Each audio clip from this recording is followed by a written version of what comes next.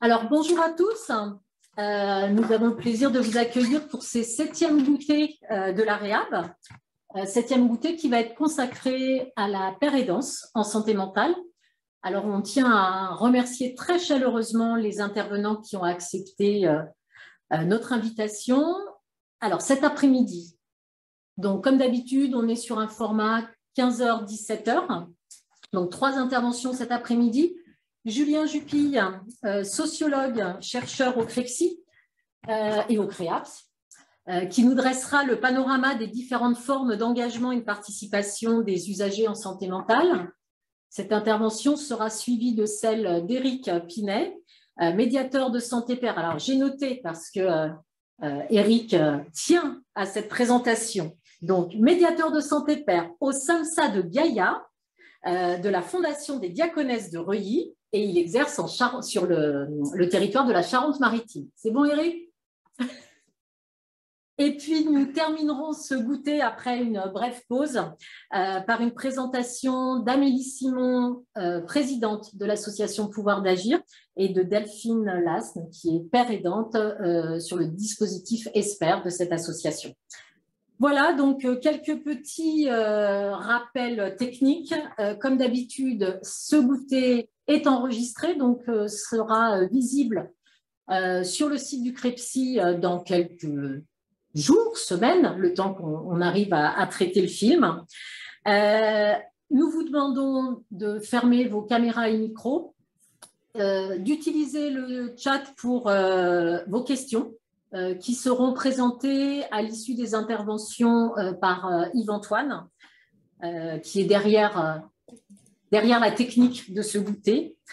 Voilà, alors, on vous propose de garder les questions après l'intervention de Julien pour les positionner après celle d'Éric, juste avant la pause. Ça nous semblait plus cohérent comme ça. Voilà, donc Julien, c'est toi qui ouvres ces goûters. Avec un partage d'écran. Avec un partage de croissant, avec un petit café et un petit peu de thé pour les 58 participants. Voilà.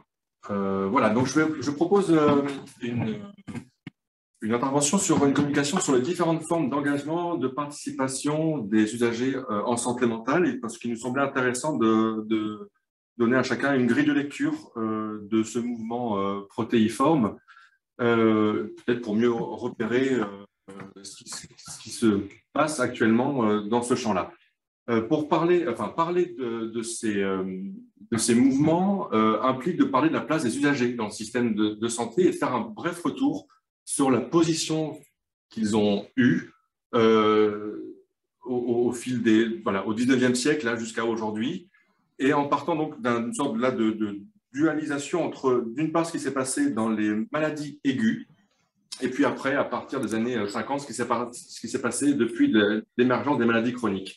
Dans deux modèles, donc dans le premier modèle, celui de la maladie aiguë, les relations qu'entretiennent les patients, parce qu'il faut les appeler les patients à ce moment-là, avec le monde médical, sont de type consensuel, parce que l'objectif commun aux deux, c'est-à-dire le médecin et le patient, est la guérison. L'objectif est donc consensuel, puisqu'il tend vers la guérison. Les relations sont de type asymétrique, parce qu'il y a un détenteur d'un savoir et l'autre qui suit la prescription. Et puis elles sont inégalitaires, puisque l'autorité du médecin n'est pas ou peu remise en cause.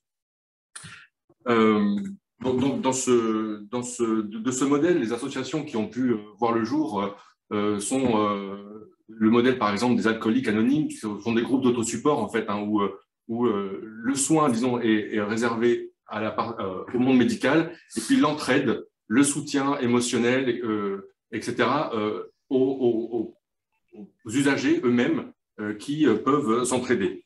Allô ? On est sur le mode là, de la... Oui.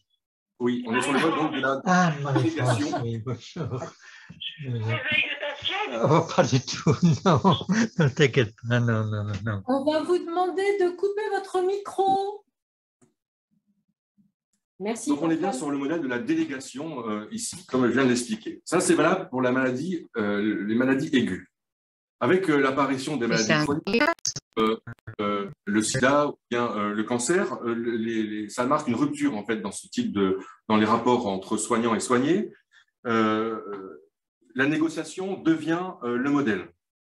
Puisqu'il n'y a pas de guérison, alors il faut s'entendre sur les manières d'aider au mieux la personne qui est concernée par la maladie.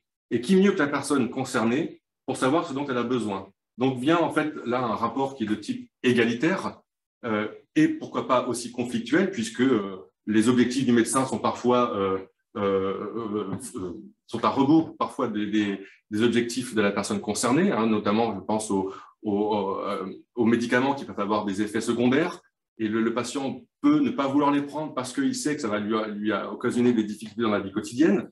Bref, donc la négociation, c'est ça. Donc il n'y a pas de guérison, le patient doit vivre avec sa maladie, prendre à sa charge le suivi de sa maladie et certains actes médicaux, comme les injections dans le cas des personnes diabétiques, une gestion et une surveillance des symptômes.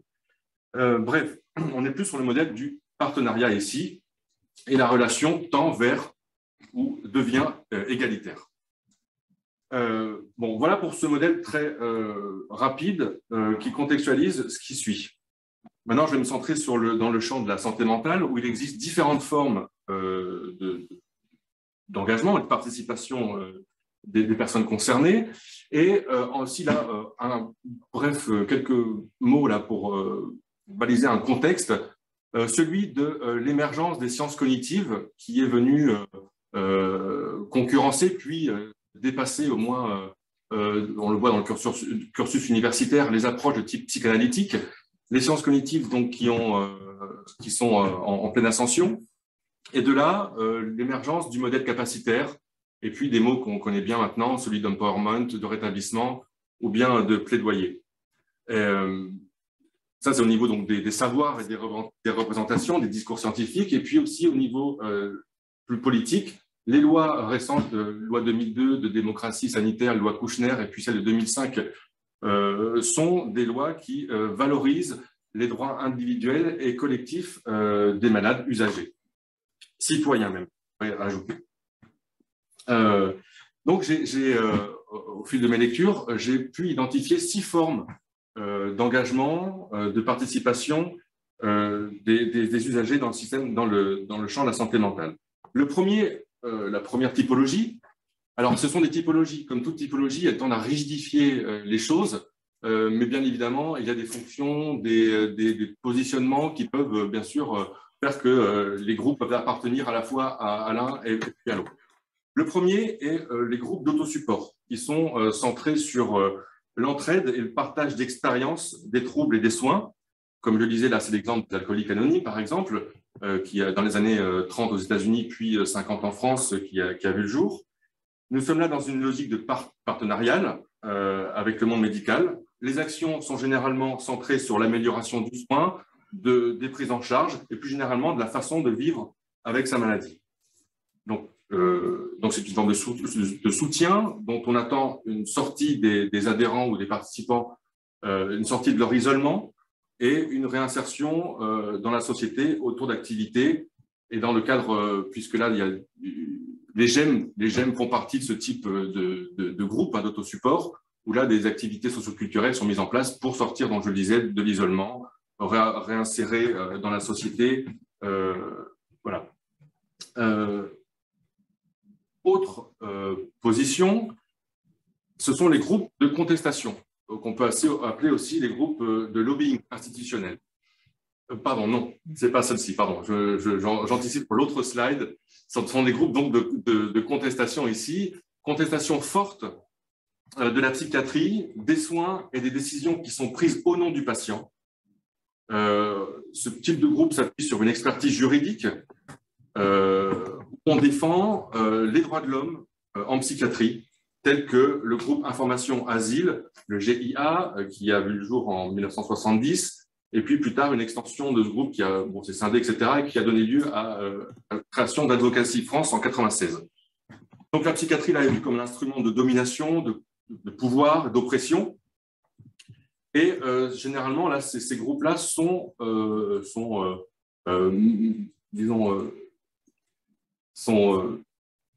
animés par des personnes concernées, mais dont ils donnent la parole et le pouvoir à des personnes bien informées qui ont l'expertise juridique, comme je le disais. Donc, c'est des groupes qui sont mixtes du point de vue de leur population. Donc, c'est le modèle de la prise de parole au nom de ceux qui ne se sentent pas qualifiés pour se défendre eux-mêmes. D'autres vont un peu plus loin, parfois dans une logique d'exclusion des non-malades, et qui refusent d'être représentés par ceux qui ne sont pas concernés, et donc ne peuvent pas, selon eux, ne peuvent pas vraiment les comprendre. Ces groupes sont à l'origine de notions telles que l'autodétermination, l'autodéfinition, et ils se définissent eux-mêmes comme des survivants de la psychiatrie, d'ex-détenus de la psychiatrie. Voilà. Le troisième modèle, donc je le disais, c'est celui du lobbying institutionnel, où là, les deux grosses figures sont l'UNAFAM, qui a vu le jour en 1963, l'AFNAPSI en 1992. On est là dans le modèle du partenariat et de la négociation, et dans la droite lignée des lois de 2002 sur la démocratie sanitaire. C'est le modèle, là aussi, du porte-parole, non pas pour défendre, comme dans la slide précédente, mais pour faire entendre la voix des familles et des usagers au sein des institutions et instances politiques, comme les conseils d'administration des hôpitaux, les CLSM, où ils peuvent discuter de certains enjeux, comme le logement, l'accès aux soins, ou la prise en charge, les prises en charge, par exemple. Ce type de groupe interviennent également dans les médias, des colloques scientifiques ou professionnels, dans des manifestations culturelles, ou bien dans les consultations, où ils sont consultés, pardon, dans les rapports commandités par le gouvernement.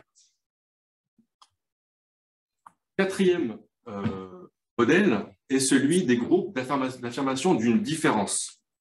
Ils sont fondés, eux, sur la revendication d'une vie, d'un style cognitif différent et enrichissant pour la communauté. Sur la base des savoirs issus, là aussi, des neurosciences, ils revendiquent une identité en dehors de toute référence à la maladie ou à la pathologie, disons, qu'elle soit d'origine psychiatrique ou psychologique. Hein, donc, les traumatismes ne sont pas liés à l'enfance ou autres. J'en parlais tout à l'heure du déclin du modèle psychanalytique. Là, on est absolument dedans. Donc, ce type de groupe questionne la frontière nette, autrefois établie entre le normal et le pathologique. Et ce faisant, ils ouvrent la voie à une extension du domaine de la, plus loin, normalité. Voilà. Donc, pas de contestation politique directe ici, mais la revendication d'alternatives à la prise en charge psychiatrique. Cette approche est encore peu visible en France, mais on peut citer Hearing Voice Network, qui a vu le jour aux États-Unis et qui a fait des émules en France. Bon, l'enjeu pour eux, c'est je reprends un peu ce que j'ai dit, mais c'est la modification des représentations sociales concernant l'expérience des hallucinations auditives en sortant du champ du pathologique, le fait d'entendre des voix et de faire valoir qu'il s'agit d'une forme d'expérience subjective normale ou disons autre, mais pas pathologique.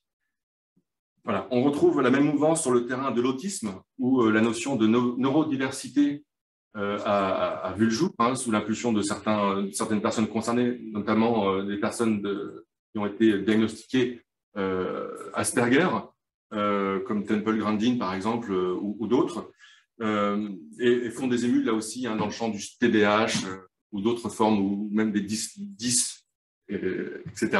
Voilà. Donc là, ils se considèrent comme normaux, en tout cas en complémentarité avec d'autres formes d'appréhender le monde. Voilà. Une cinquième voie d'implication des usagers est celle de la production des savoirs. Ici, on voit émerger depuis quelques années en France et depuis 1970 à environ aux États-Unis des recherches dites participatives où s'articulent savoirs d'expérience et savoirs scientifiques. Cette implication consacre l'expertise citoyenne dans de nombreux domaines, entre autres la santé mentale, mais pas que. Comme contribuant, donc cette expertise citoyenne, comme contribuant directement au processus de production des savoirs scientifiques. Ce type de recherche vise la production de connaissances nouvelles, la résolution de problématiques identifiées par les personnes concernées elles-mêmes. Et on attend de cela, notamment, mis à part la production de savoirs nouveaux, hein, le renforcement des capacités de ces acteurs pour une plus grande autonomie. Donc cette place, cette nouvelle place vient simultanément réorganiser les lignes de partage bien-être autrefois entre citoyens et chercheurs. Cela remet également en question les espaces habituels de la production de ces savoirs, autrefois le laboratoire scientifique ou bien les instituts d'études, etc. Et puis ça interroge également les politiques et orientations de la recherche scientifique. Voilà. Enfin, la dernière voie identifiée, dernière forme d'engagement est celle de la valorisation et la mobilisation des savoirs expérientiels. On voit en effet actuellement un mouvement de valorisation de l'expérience des personnes concernées en savoir, qu'on appelle savoir expérientiel. Avoir connu l'épreuve de la maladie, celle du soin psychiatrique et celle du rétablissement, serait constitutif de ce type de savoir. C'est un champ en voie de professionnalisation, puisque des diplômes de médiateurs de santé pair ont été créés, afin notamment bon, après, il y a tout un processus de reconnaissance de ces savoirs et de consolidation théorique de ces savoirs, mais en fait, bon, après, ces personnes peuvent, grâce au diplôme, intervenir au sein de l'institution hospitalière et d'autres groupes, d'autres structures d'accompagnement et d'aide. Merci Sophie. On peut retrouver aussi, on peut les retrouver valorisés, donc ces savoirs, dans une implication directe dans l'accompagnement et le soutien des personnes ayant des troubles mentaux, que ce soit dans les services de soins ou d'accompagnement. Les personnes sont conviées à la discussion dans une logique d'échange, de partage des expertises et de recherche de solutions. Ils peuvent discuter avec les acteurs traditionnels du soin, des diagnostics, de l'élaboration des plans d'intervention, de l'accompagnement des personnes dans diverses démarches de leur vie, et participer ainsi à l'amélioration de la qualité du système de santé. Ces savoirs expérientiels trouvent enfin une voie, une place aux côtés des savoirs universitaires ou professionnels. À partir de leur expérience, les usagers développent des savoirs mobilisés dans la formation des professionnels. Ces initiatives se développent, se multiplient dans plusieurs programmes, que ce soit en médecine, en psychiatrie, en sciences infirmières ou encore dans le travail social. J'en ai bientôt fini. Voilà. Après, moi, ça évoque des questions en tant que chercheur. Peut-être qu'on en discutera plus tard. Et je terminerai sur ces quelques questions. Celle du statut de ces savoirs, de la manière dont les personnes formées s'approprient, la place aussi du positionnement de ces médiateurs santé pair dans les services de soins, comment ils sont perçus, comment ils se vivent, quelle est leur identité, double identité, double inscription, dont il faudrait connaître les effets. Et puis, sur la question de la formation, peut-être là, Eric pourra nous apporter des éléments de réponse tout à l'heure, moi qui m'intéresse particulièrement, c'est participer à la première personne, à la formation professionnelle, pose la question du statut, je le disais, ou de la portée de ces savoirs qui prennent le risque d'être limités à un ressenti individuel, subjectif et particulier. Alors, comment on passe de ce qui n'est pas un témoignage, puisque ce sont des savoirs, comment on passe de ça au statut d'un discours qui peut être conçu, entendu comme la compilation de multiples expériences, et comment derrière cela, la voix d'une personne, donc comment est-ce que derrière cela, il y a la culture commune propre aux usagers de la psychiatrie, voilà, ou ex-usagers de la psychiatrie. Voilà, donc 6 façons d'appréhender, de cartographier la mobilisation et l'investissement des personnes concernées dans le système de santé. Voilà, je ne pense pas que ce modèle soit exhaustif. C'est une tentative, en tout cas une grille de lecture qu'il me semblait intéressant de proposer. Voilà, merci de votre attention. Merci beaucoup, Julien, alors pour cette présentation succincte, mais très précise quand même, des différentes formes d'engagement des usagers, de la reconnaissance et de la légitimation de l'expérience des usagers que tu évoques en fin en fin d'intervention. Et tout ce propos qui parle quand même du mouvement social dans lequel s'inscrit la pérédance, notamment, mais pas que. Et la pérédance dont va nous parler maintenant Eric. On vous propose, comme je l'avais indiqué en début d'intervention, de garder vos questions que vous écrivez sur le chat après l'intervention d'Eric. Merci beaucoup, c'est à toi Eric.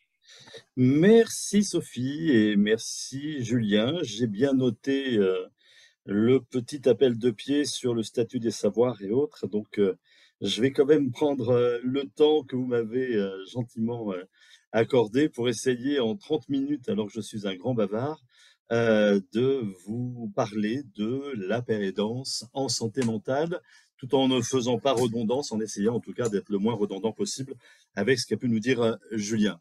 Alors, je vais axer mon intervention, mais bon, ça se peut que ça change un petit peu, sur 3 axes qui sont, d'abord, qu'est-ce que c'est que la pérédance, qui sont les pérédants ensuite, et quelques points de vigilance par rapport à la pérédance, aussi bien concernant les aspirants pérédants, s'il y en a qui sont connectés aujourd'hui, que quelques remarques tirées de mon expérience de médiateur de santé père depuis à peu près 4 ans, qui s'adresseraient plutôt là, cette fois-ci, à des structures qui pourraient être amenées à faire appel aux pères aidants. Alors, si on parle de pérédance en santé mentale, parce qu'il existe aussi des pérédances dans d'autres secteurs, le plus simple, c'est peut-être de regarder un peu ce que signifient ces 2 mots, père et aidance, de façon très courte, pour mieux comprendre. Mais Julien l'a déjà bien précisé juste avant. Alors, moi, j'ai repris le Larousse, je manque beaucoup d'imagination, et le Larousse définit le mot père comme désignant ceux qui occupent le même rang, qui sont égaux en dignité et en situation sociale.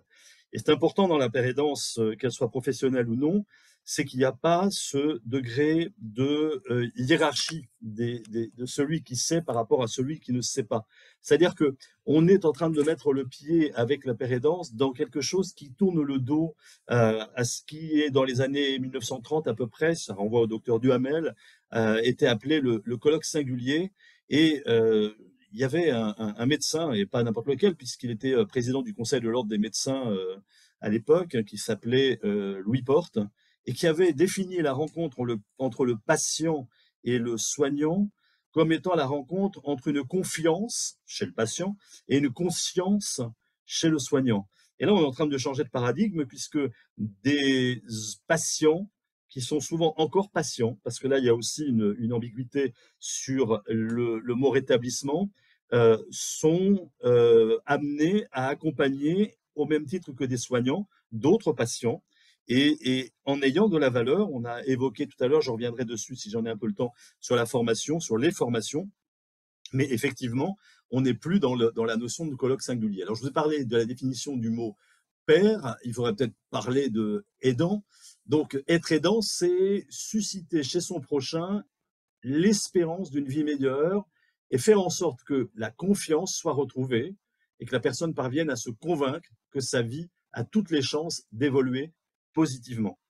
Donc, vous collez ces 2 mots ensemble, père aidant, et vous avez une petite définition de ce qu'est la relation qu'on appelle la pérédance. Alors maintenant, qui sont les pères aidants? Toujours pareil, je ne peux pas être exhaustif. Je vais parler essentiellement des pères aidants professionnels, non pas parce que j'ai du mépris, ce qui serait franchement pas mon cas pour les pères aidants non professionnels, mais parce que voilà, la seule expérience que j'ai de la pérédance, c'est celle d'être professionnel. Et croyez-moi, il n'y a pas que des avantages à être père aidant professionnel. J'ai aucun doute, ni mépris, ni illusion néfaste sur la différence entre les deux, parce que pour moi, c'est une différence de statut, c'est pas une différence de compétence. On peut être professionnel et pas très compétent, et on peut être non professionnel, amateur, bénévole et très compétent. Donc, c'est pas là-dessus que je vais appuyer mes propos. Mais comme je suis médiateur de santé père, autant que je parle des pères aidants professionnels. Alors, un médiateur de santé père, le terme déjà est un terme qui est utilisé également par un chez-soi d'abord, dont on peut même assurer la paternité, et puis qui a été repris par le Centre collaborateur de l'Organisation mondiale de la santé dans le cadre de son souhait de professionnaliser la pérédance. C'est pas si ancien que cela, puisque la première expérimentation de former et de qualifier par un diplôme les pères aidants qu'a tenté le CCOMS avec les ARS et principalement le milieu sanitaire date de 2012. Paris 8 pardon, était l'université associée. Et en fait, il y avait déjà une formation de médiateur de santé, donc médiateur de santé père, c'est pas un peu imposé naturellement. Il aura fallu attendre 2018 pour qu'on remette ça avec le CCOMS. Cette fois-ci, c'est Paris 13 qui s'en occupe, hein, Paris 13 Bobigny, et qui forme les médiateurs de santé père sous forme d'une licence en sciences sanitaires et sociales. Il n'y a pas marqué dessus d'ailleurs parcours médiateur de santé père, de façon à pas être stigmatisant si vous souhaitiez suivre une formation telle qu'un master, voire même un doctorat après. Vous êtes titulaire d'une licence en sciences sanitaires et sociales. Donc c'est mon cas. J'ai fait partie de la deuxième expérimentation si on prend la première DU et de la première si on prend l'expérimentation des licences. Honnêtement, j'ai eu l'impression de suivre deux formations parce que il y avait très peu de médico-social et je travaille dans le médico-social. Et donc, il y avait 3 semaines sur le terrain et 1 semaine à Paris-Bobigny au lieu du tourisme parisien. Il va probablement y avoir un doublement de cette formation sur Bordeaux. C'est en prévision, en tout cas, à l'université de Bordeaux.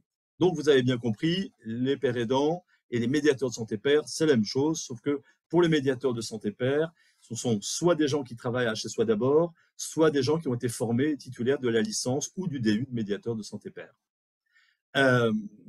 Ensuite, les origines ont été évoquées par Julien, donc on va remonter dans les années 30 avec les alcooliques anonymes et donc la rencontre entre un agent de change et puis un chirurgien qui ont décidé d'arrêter de consommer de l'alcool. On va ensuite avoir les Survivors of Psychiatry,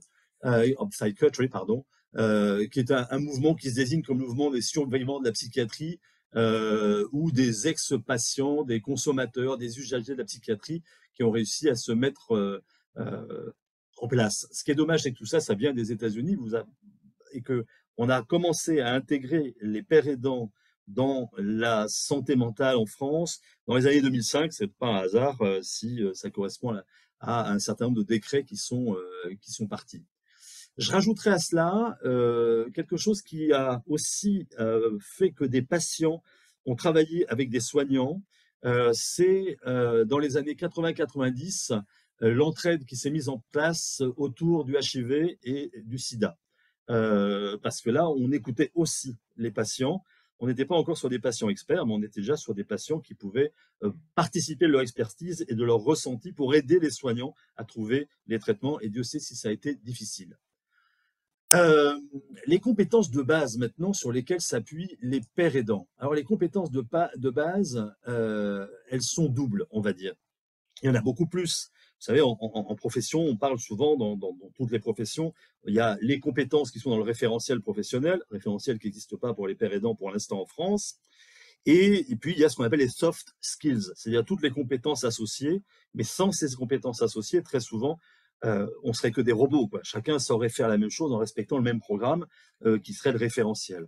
Donc, on va parler des deux compétences de base quand même sur lesquelles s'appuient les pères aidants. La première, c'est le rétablissement. Et alors, le rétablissement, il est souvent confondu avec la guérison. Or, en santé mentale, le rétablissement, c'est pas tout à fait la guérison. Je pense que si vous souhaitez à quelqu'un qui revient des sports d'hiver et qui a une jambe dans le plâtre un prompt rétablissement, vous lui souhaitez bien que ce soit terminé lorsqu'on lui retirera le plâtre et que la personne aura suivi sa rééducation pour pouvoir à nouveau marcher correctement. Pour les pères aidants et pour la santé mentale en général, le rétablissement n'est pas forcément signe de guérison. C'est plutôt une espèce de philosophie de vie qui va être un processus qui va nous permettre d'intégrer notre pathologie pour vivre normalement. Si je reprends Patricia Digan, qui est une personne qui intervient beaucoup aux États-Unis, qui est diagnostiquée schizophrène, et que vous pouvez retrouver d'ailleurs sur Facebook, pas sur Facebook, oui aussi, et sur YouTube, où elle a mis un certain nombre de vidéos. Elle dit que le rétablissement, c'est un processus dont le but n'est pas de devenir normal. C'est une façon de vivre, une attitude et une façon de relever les défis de la vie de tous les jours. C'est l'aspiration à vivre, travailler, aimer et ce, dans une communauté à laquelle il est possible de prendre sa place pleine et entière. Je ne peux pas dire mieux, donc j'en rajouterai pas. C'est donc pas la guérison. Je vous disais qu'on s'appuie sur 2 compétences. La deuxième compétence, elle est caractérisée par 2 mots. Moi, il y en a un que je préfère, je vais vous expliquer tout de suite pourquoi. L'empowerment. Donc, l'empowerment, c'est un mot au départ qui est emprunté à la gestion des personnes. C'est-à-dire que vous empouvoirez, si je veux mettre en place un néologisme, les personnes en leur donnant un certain nombre de fonctions qui sont des fonctions valorisantes et tenant compte de leur savoir expérientiel, leur savoir professionnel, leur savoir posté, etc. Moi, j'aime pas trop ça. Puis en plus, il y a la loi Toubon qui est passée derrière, la loi Toubon qui date d'il y a quelques années déjà, qui demande à ce qu'on francise en général les termes d'origine anglaise. Et puis, j'ai eu la chance d'assister et d'échanger avec Yann Lebossé, qui est psychosociologue, qui enseigne à l'Université de Laval au Québec et qui a fondé, il y a une quinzaine d'années, le laboratoire de recherche sur le développement du pouvoir d'agir des personnes et des collectivités. Et donc, moi, je préfère le terme de pouvoir d'agir. L'idée, c'est que le rétablissement et le développement du pouvoir d'agir vont de pair. C'est-à-dire que si vous vous rétablissez, c'est-à-dire que c'est la philosophie de Patricia Digan que j'ai listée tout à l'heure et que vous pouvez retrouver en discussion puisque mon collègue a mis le lien vers Patricia. Si vous prenez ces 2 éléments-là, vous rétablir pourquoi si vous n'avez pas le pouvoir d'agir. Donc, ça me paraît extrêmement important que ces 2-là soient toujours en place. Et de fait, les pères aidants devraient pouvoir être en mesure de ne jamais faire plus que 50% du parcours que les personnes vont devoir faire pour pouvoir vivre, intégrer leur pathologie. Moi, je fais partie des personnes qui vivent avec notamment un diabète plus un problème de tension artérielle, donc je vis avec. Je vis même très bien avec. Ça m'apporte des contraintes, mais ça ne m'empêche pas de vivre. Donc, retenez que ces compétences de base et plein d'autres compétences, plus les fameux soft skills dont je parlais tout à l'heure, vont être communs probablement à l'ensemble des pères aidants. Alors ensuite, comment ça marche? Si on essayait de faire un peu de mécanique de la père aidance, on pourrait dire que ça repose sur, on va dire, 4 choses. La première, l'identification, c'est la reconnaissance de pair à pair. Et j'entends, et je lis souvent sur les forums, sur les groupes de discussion, des éléments sur ouais, mais est-ce qu'il faut se dévoiler auprès des personnes avec qui on est, avec qui on travaille, donc les professionnels, mais aussi les personnes accompagnées? La question du dévoilement est souvent présente. L'identification ne sous-entend pas que vous définissiez tout votre parcours expérientiel, tout ce que vous avez vécu pour pouvoir être père aidant.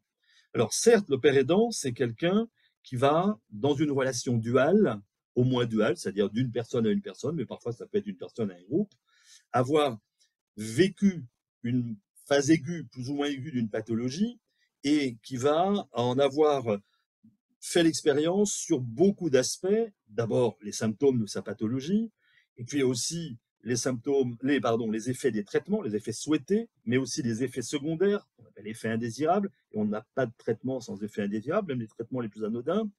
Mais c'est aussi quelqu'un, le père aidant, qui a fait l'expérience du recul nécessaire pour pouvoir mieux regarder sa pathologie.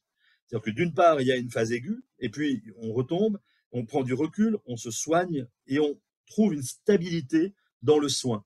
D'où le fait que je disais tout à l'heure que le rétablissement, ce n'était pas forcément la guérison.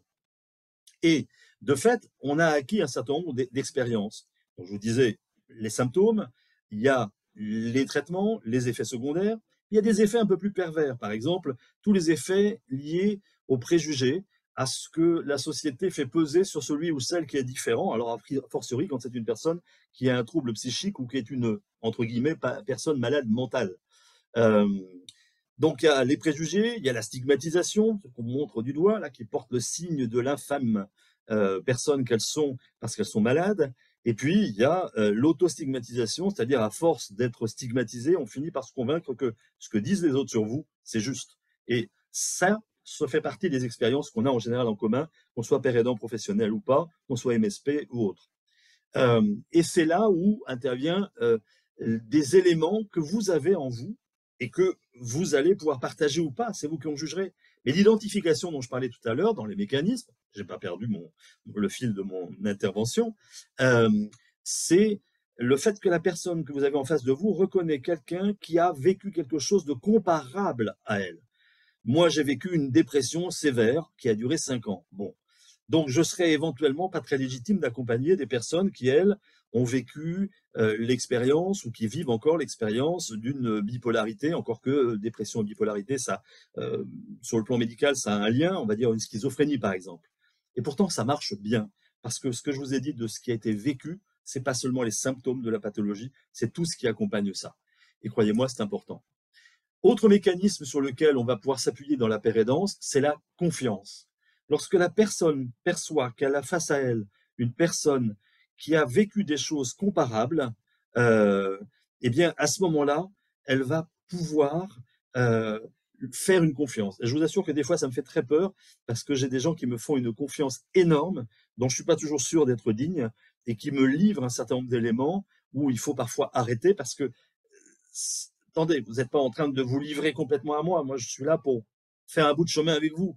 Mais que l'on se comprenne, que l'on s'entende, qu'on ait vécu des choses comparables, certes, mais la confiance, c'est un élément important et c'est même parfois un moteur qui va débloquer des situations. Troisième élément, l'authenticité. Un père aidant qui voudrait être père aidant, mais qui serait père aidant parce que ça lui permettrait de se soigner, c'est pas forcément illégitime. Par contre, si ça doit se cacher derrière une espèce de masque avec un sourire permanent et oui, vous avez raison, c'est bien, etc., moi, je m'en méfie un peu et les gens que j'accompagne en général perçoivent ça très, très bien. Et puis, je rajouterai quelque chose d'important parce qu'on a parlé tout à l'heure, Julien, on a parlé des savoirs, les savoirs expérientiels. Je vous ai dit tout à l'heure que fatalement, les pères aidants, ils ont vécu un certain nombre de choses et ces choses enregistrées, vécues dans leur chair et dans leur esprit, forment ce que l'on appelle aujourd'hui des savoirs expérientiels. Les savoirs expérientiels, parfois, certains les qualifient de savoirs profanes. Alors, il y a un problème parce que profane, c'est tout simplement le terme qui désigne les personnes qui sont étrangères à la religion. Donc, l'ancien pédagogue que je suis, parce que je n'ai pas toujours été médiateur de santé père, surtout vu mon âge, aurait tendance à dire que non, les savoirs profanes, on oublie. Par contre, les savoirs nés de l'expérience, on en a tous, père aidant ou pas, et ceux dans lesquels on va puiser, par contre, quand on est soi-même père aidant, vont être souvent très utiles à ce que l'identification soit encore renforcée. Les objectifs de la pérédance maintenant, j'en ai retenu 5, on va dire. D'abord, démontrer que c'est possible. Si vous avez réussi à dépasser ce stade, reprenez toujours la définition de Patricia Digan, c'est possible, c'est quelque chose qui me semble primordial de démontrer, non pas parce qu'il faut faire une démonstration mathématique, mais parce que c'est quelque chose d'indispensable. Faire pour faire, ça ne sert à rien. Faire parce qu'on peut avoir l'idée, l'espoir, l'envie, ça c'est important. Communiquer de l'espoir, je viens de le dire, l'espoir que c'est possible et l'espoir que ce à quoi j'aspire puisse se réaliser, même si j'ai un problème de santé mentale. Contribuer à la dénonciation des préjugés. La société véhicule des tas de préjugés, j'en ai parlé tout à l'heure, on l'a vécu. Donc, lorsqu'on est père aidant, lorsqu'on fait ce que je fais aujourd'hui ou quand on accompagne des personnes, d'abord, on essaye, en les accompagnant, de faire que les autres, ceux qui ne sont pas malades, entre guillemets, ceux qui sont normaux, Julien a parlé de normal ou d'anormalité, c'est parfois la méconnaissance qui leur fait penser que l'autre est dangereux. Alors en plus, si on met derrière la presse, qui souvent nous parle des problèmes, des faits divers, et des faits divers qui sont souvent dus à des gens qui ont des problèmes de santé mentale, notamment de schizophrénie, on peut comprendre un petit peu que les préjugés ont la vie dure. Et donc, la présence d'ex-patients ou de patients rétablis, au sens que je donnais tout à l'heure, peut permettre de contribuer à la dénonciation des préjugés.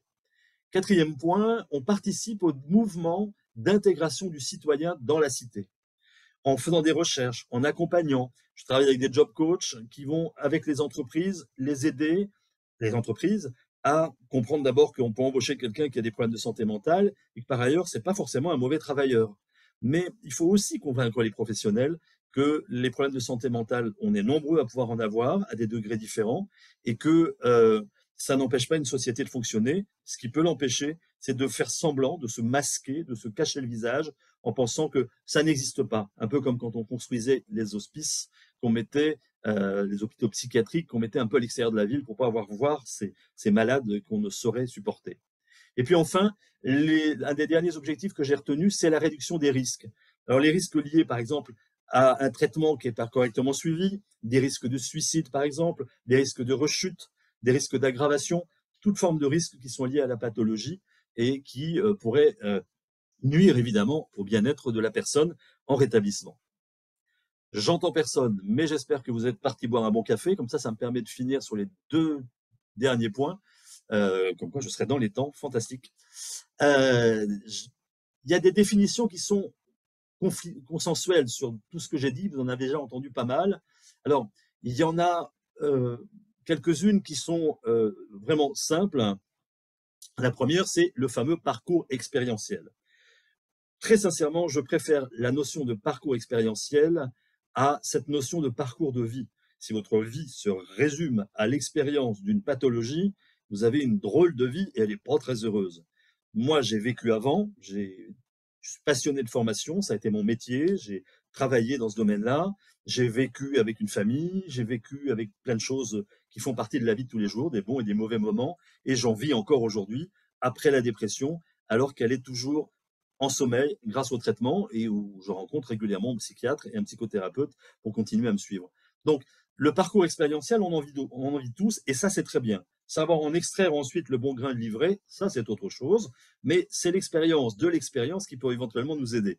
Donc, parcours expérientiel, ça marche. Prise de recul, je vous l'ai dit tout à l'heure, c'est extrêmement important, mais c'est important pour tous les éléments de la vie. En fait, si vous vivez les choses sans les regarder avec le recul, si vous avez le nez dans le guidon, comme on dit parfois un peu familièrement, vous ne prenez pas assez de recul pour résoudre des choses qui vous semblent insolubles. Alors qu'avec un peu de recul et un peu d'aide parfois pour le prendre, ça peut vous aider. Ensuite, les formations, les formations, je n'aurai pas le temps probablement de répondre à la question de Julien sur le statut des savoirs. Ça, c'est un vrai dialogue philosophique et peut-être même éthique. Mais ce que l'on peut dire, c'est que la formation, c'est pas la formation universitaire, c'est pas la formation formelle, c'est la formation informelle, c'est la formation par la pratique, c'est la formation par l'analyse de pratique aussi, qu'elle soit pratiquée par un praticien de l'analyse de pratique, à condition qu'il sache de quoi il parle et à qui il s'adresse, ou que ce soit vous-même qui analysiez votre propre pratique pour pouvoir prendre encore plus ce recul. Et il vous faut quand même des référents de temps en temps pour analyser la pratique. Donc c'est pas mal quand c'est fait sous forme de supervision, d'intervision, ou s'il y a un tiers qui vous accompagne pour le faire. Et puis, il y a l'échange entre les pairs qui me semble important. Je sais que dans l'Ouest, je suis désolé, moi je suis considéré comme étant dans le Sud-Ouest, La Rochelle, bon, alors qu'on est plein Ouest nous, hein, mais dans l'Ouest, il y a des associations qui travaillent de façon extrêmement riche. Quand je dis travail, c'est produire quelque chose par l'échange entre pairs, qu'ils soient professionnels ou pas professionnels. Et ça, je trouve que c'est irremplaçable, incomparable. Enfin, je mettrai dans des choses qui sont importantes quelque chose un item qui a servi de titre à un ouvrage auquel Luc Vigneault, qui est un de mes prédécesseurs dans les goûters de la Réhab, illustre par bien des titres. Je ne suis pas un monstre, bien sûr, je ne suis pas une maladie, je suis une personne qui héberge une maladie. Et ça, c'est important. Allez, vous avez bientôt fini. Quelques points de vigilance que je lance en les classant et j'aurai fini le parcours à pas de charge. Vous devez avoir un souffle coupé et moi aussi.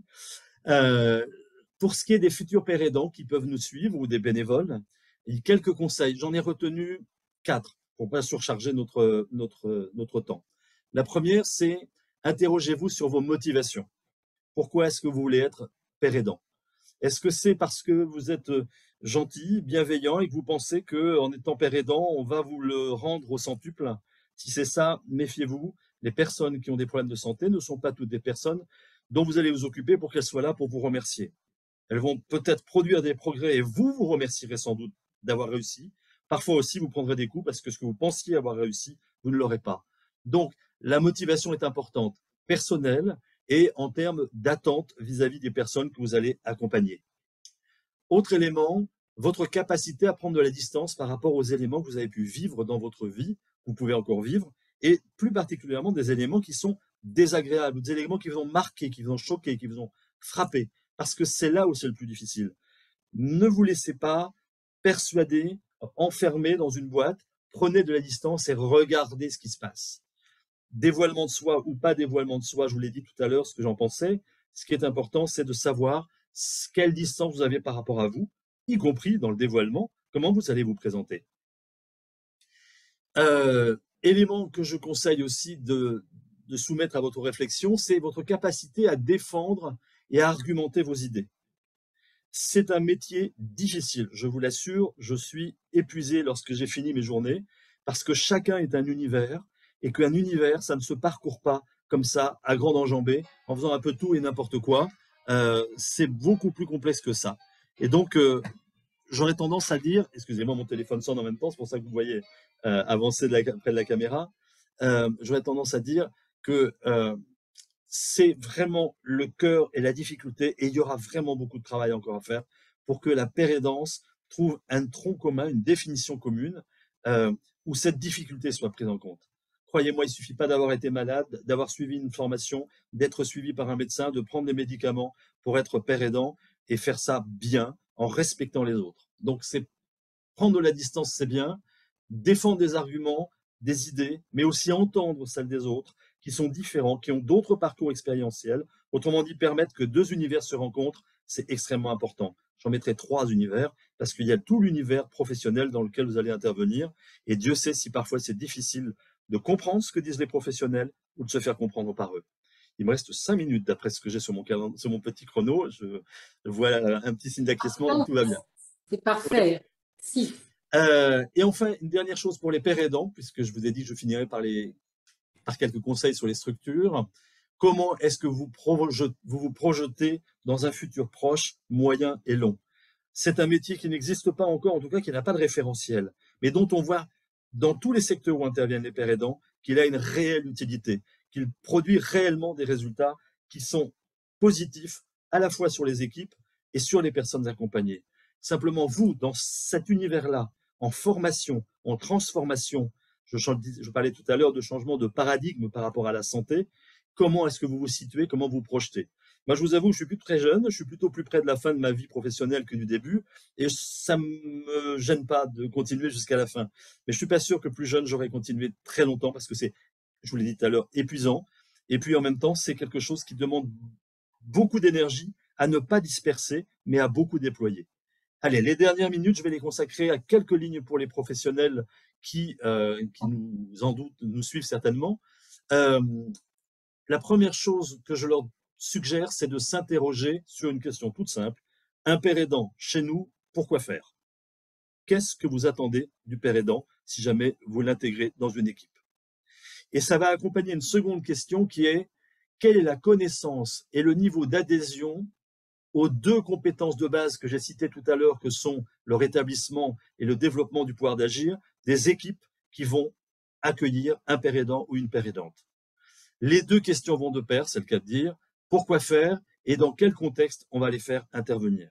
C'est différent du sanitaire et du médico-social, mais les mêmes questions ne produiront pas les mêmes réponses. En revanche, si vous n'adhérez pas, ou si une majorité n'adhère pas aux notions de rétablissement ou de développement du pouvoir d'agir, il y a des grosses questions à se poser avant de commencer à faire rentrer un loup dans la bergerie, parce que le loup, pour le coup, va se faire manger par les moutons, et ça va pas être très agréable du tout. Troisième et avant-dernière question, et je serai vraiment bien calé sur mon planning, quelle est la marge de manœuvre de la structure ou du service qui va accueillir le père aidant? Parce que parfois, le père aidant, il va bouleverser plein de choses. Plein de choses parce qu'il n'est pas forcément tout à fait conformiste, plein de choses parce que dans ce qu'il va proposer, on n'avait pas prévu, ou matériellement on n'a pas les moyens, plein de choses parce qu'il doit aussi amener parfois à réfléchir sur la conception du travail. Est-ce que c'est du travail posté, c'est-à-dire, voilà, je viens tous les jours au bureau, je reçois les gens sur prescription, et puis voilà, non, c'est pas du tout comme ça, moi je fais. Inversement, vous faites des visites à distance, à domicile, en permanence. À distance, c'est justement ce qui pourrait être intégré, ça peut être intéressant. Je veux dire par là qu'il y a plein de choses à imaginer, il faut voir quelle est la marge de manœuvre, y compris financière. Et enfin, la dernière, c'est une question, Julien a fait pareil que moi, il a posé une question d'ouverture. La mienne va être à peu près du même ressort, peut-être moins riche, mais n'y a-t-il pas quelque chose de contradictoire entre institutionnaliser la pérédance et lui conserver toute son authenticité? Voilà, j'ai fini et j'ai 29 minutes et 45 secondes de parole prises sur les 30 qui m'étaient affirmées. Voilà, merci. Un grand merci, Eric. Très concis, c'est parfait. Une intervention, comme d'habitude, très complète, passionnante, qui nous donne surtout de précieux repères. Que l'on soit personne suffisamment rétablie qui souhaite peut-être s'engager dans la pérédance, que l'on soit professionnel ou responsable d'une institution qui s'ouvre progressivement à cette question-là, à de nouvelles pratiques qui intègrent la question du savoir expérientiel des personnes et surtout qui ont la logique de ce levier de rétablissement qui aujourd'hui nous est cher. Et puis, j'entendais toujours ce message d'espoir que la pérédance aussi apporte aux personnes concernées par les troubles et puis à leurs familles. Et Dieu sait si les témoignages sont puissants dans ce domaine. Alors, avant de passer la parole à Yves-Antoine qui doit nous retracer les quelques questions qu'il peut y avoir dans le chat, des obstacles au développement de la pérédance? Tu en vois, Eric? C'est à moi que si tu dis pas à qui tu adresses, on est deux à parler. À toi, j'ai dit Eric. Des obstacles au développement de la pérédance. Oui, j'en vois. Je vais commencer par dire quelque chose qui peut être très, très étonnant, c'est que les pérédants peuvent être l'obstacle à leur propre développement. Pourquoi? Parce que pour l'instant, il y a autant de pérédants que de personnes qui exercent professionnellement ou pas ce métier. Et tant qu'on n'arrive pas à trouver des points communs, moi j'en ai artificiellement fait ressortir quelques-uns qui sont plus ou moins consensuels. Il faut qu'on arrive progressivement et en réelle entente à dégager des éléments. C'est-à-dire qu'on a par exemple des pérédants qui pratiquent la pérédance parce qu'elle est quelque chose de thérapeutique pour elles. Et je l'ai vu dans le métier de la formation aussi, former, c'est un moyen aussi de se sentir bien, de se rehausser, de se renarcissiser, pour prendre un terme qu'on utilise justement en médecine. Mais il faut se méfier. Alors, ce n'est pas l'obstacle principal. L'autre obstacle, qui progresse tout doucement, c'est que ceux qui pensent la pérédance et l'intégration des pérédants sont encore très fortement ancrés dans la psychiatrie traditionnelle.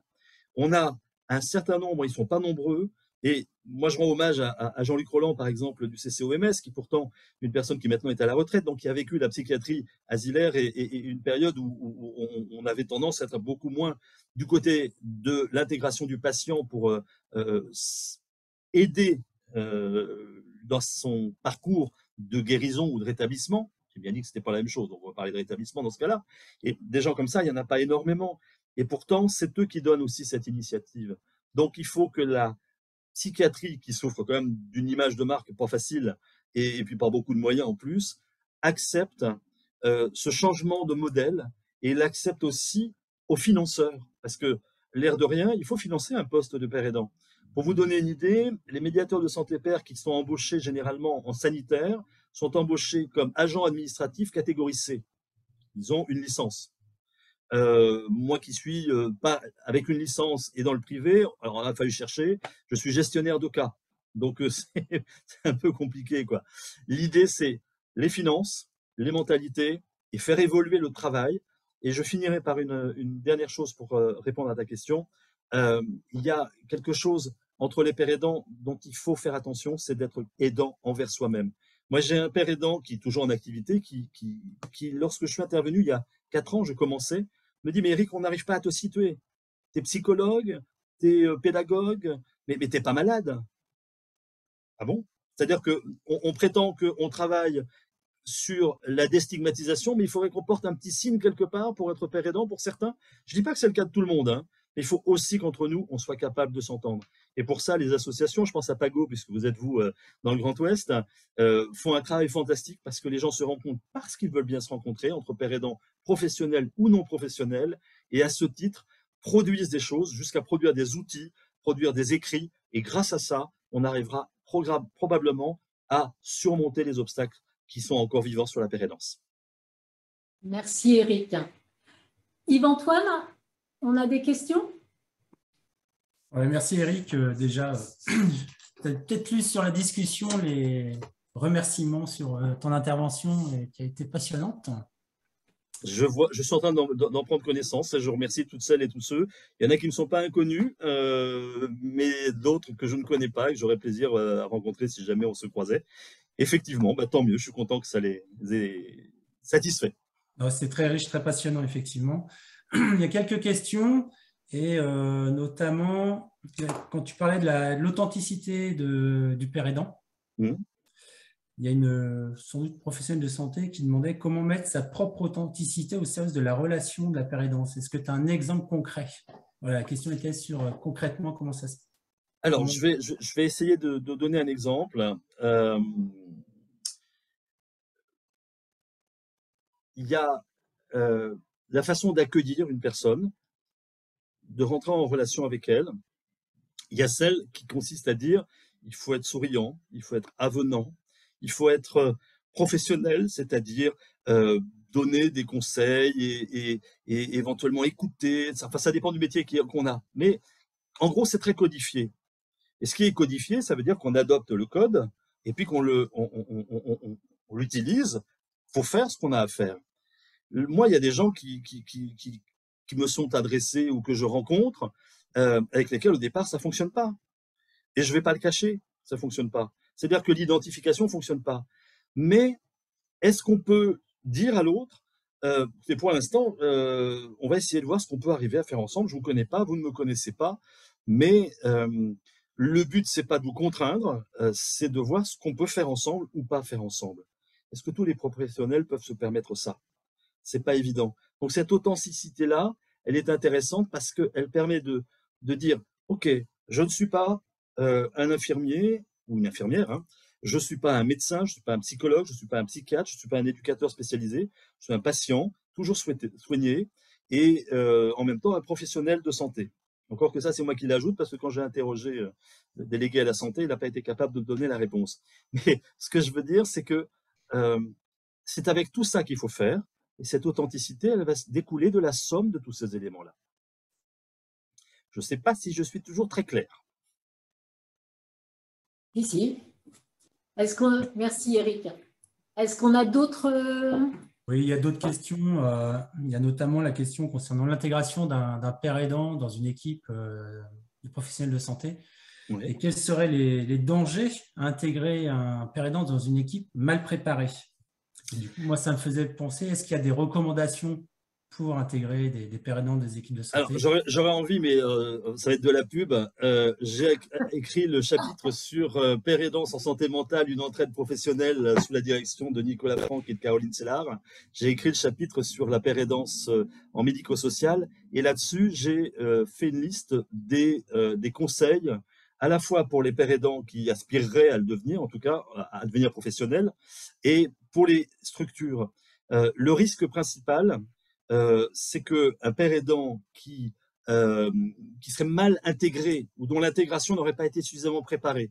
Et je rappelle que pour moi, préparer, c'est surtout au niveau de l'équipe avant, c'est savoir à quel degré on intègre et où on peut intégrer les deux piliers que sont le rétablissement et le développement du pouvoir d'agir.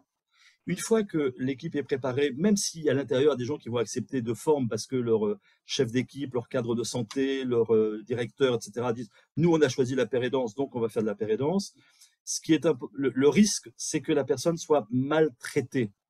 C'est-à-dire, pas maltraitée dans le sens de maltraitance, mais qu'on la considère comme étant une personne comme les autres. Ça, c'est pas un risque, c'est plutôt bien, sauf qu'on oublie que elle est sur un champ professionnel avec des attitudes qui sont complètement différentes.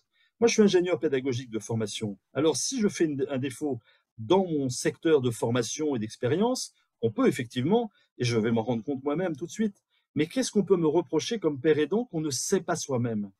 Donc, on est plutôt dans l'écoute. Et le risque, c'est trop d'écoute, trop de surveillance, pas assez d'écoute, un champ trop large, ou alors essayer de faire rentrer les gens dans des moules. Moi, par exemple, pendant 3 ans sur très 4, fort hein, dans la formation quand même. dans Ouais, 3 c'est ans clair, sur hein. les 4, on m'a mis dans une case où, enfin, on m'a pas mis dans une case, c'est pas tout à fait vrai, ça va pas faire plaisir à mon employeur, mais j'étais dans une situation où j'étais entre l'éducateur spécialisé et l'infirmier. Voilà un risque. Il faut bien définir une place à l'intérieur une place pour le père aidant.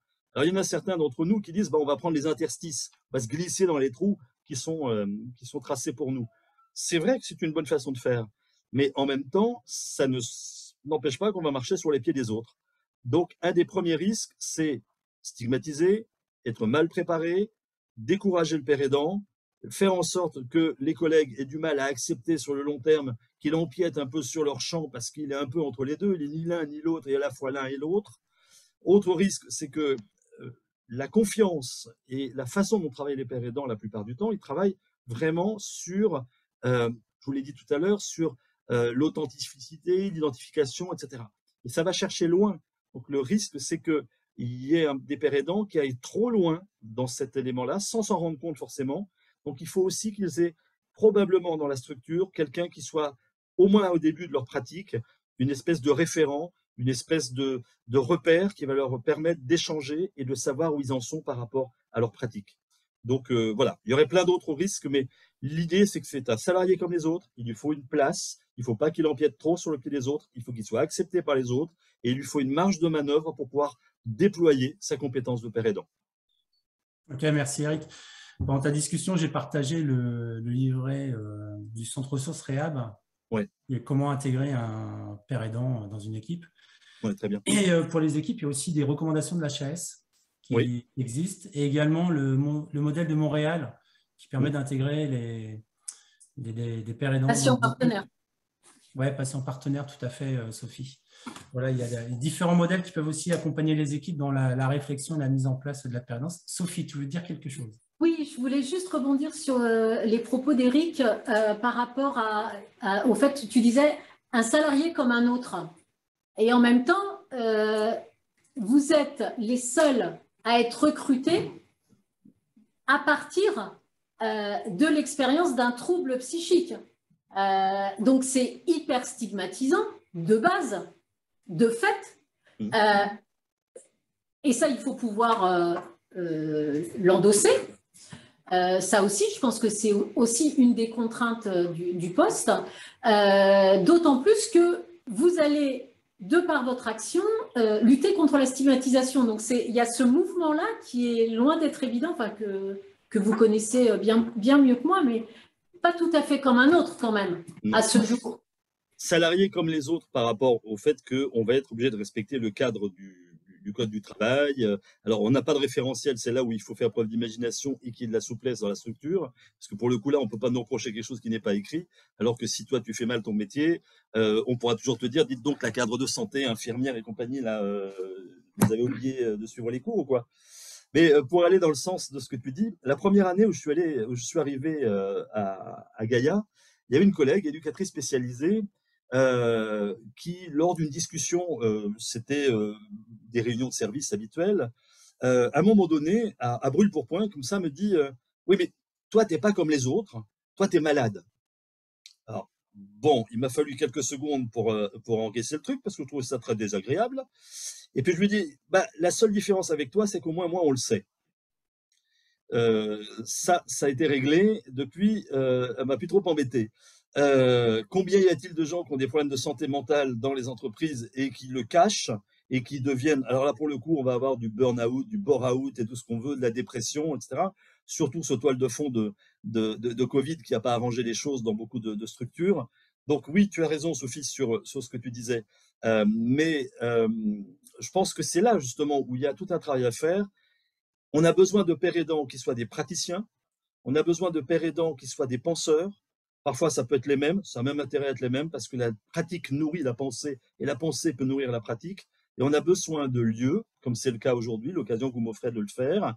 Et je crois qu'on va aussi avoir d'autres occasions de le faire ensemble, mais où on peut s'exprimer, où on peut laisser réfléchir, connaître, se rendre compte qu'on n'a pas affaire à des gens qui sont dénués de neurones pour penser.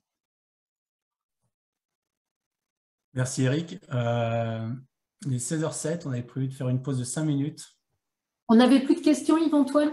Il y a plein de questions qui arrivent. Il y a plein de questions. Alors, encore une. Encore une. Allez, la dernière. Il y avait une question sur la pérédance dans la recherche. On va se tourner vers Julien. Ouais. Julien, t'es pérédant? En termes de statut, est-ce que tu sais comment intégrer, comment ça se pratique? Est-ce que tu as des informations sur ça? Là, j'ai une collègue qui travaille notamment avec Nicolas Franck. J'ai une collègue qui travaille au CCOMS. Ça va dépendre déjà d'une chose, c'est là où vous allez atterrir, quoi, comme pérédant. Pour travailler dans la recherche, il faut avoir un terrain de recherche. Et puis, il faut avoir une dynamique. Être chercheur seul, c'est assez compliqué. Moi, j'avais un projet de thèse de doctorat sur les sciences de l'éducation. Il fallait un labo qui accepte. Et puis, il fallait un terrain. Il faut que je construise un corpus pour pouvoir faire de la recherche. Mais on a des pères aidants qui sont déjà largement en place. Je pense à Emmanuel Jouette, je pense à plein de gens comme ça, qui sont passés jusqu'au doctorat et qui continuent. Alors maintenant, ils ne sont plus vraiment dans la pérédance, mais qui continuent à accompagner les pères aidants. Donc, pour passer de l'un à l'autre, il y a le fait que, tout simplement, la question recèle un petit biais, on va dire. C'est pourquoi est-ce qu'un père aidant ne pourrait pas faire un doctorat? Est-ce que c'est parce qu'il est un malade qu'il ne pourrait pas faire un doctorat? Moi, j'ai un master, j'ai 11 ans d'études après le bac, hein, pour faire simple, mais sur 3 filières différentes. Bon. Donc, j'en étais à m'engager sur le doctorat en sciences de l'éducation quand ma dépression est arrivée, donc j'ai pas pu, là, j'ai carrément pété les plombs, c'était plus possible, quoi. Mais il faut pas se poser la question si jamais on pense que parce qu'on est père aidant, on est malade et donc on n'a pas la capacité à faire.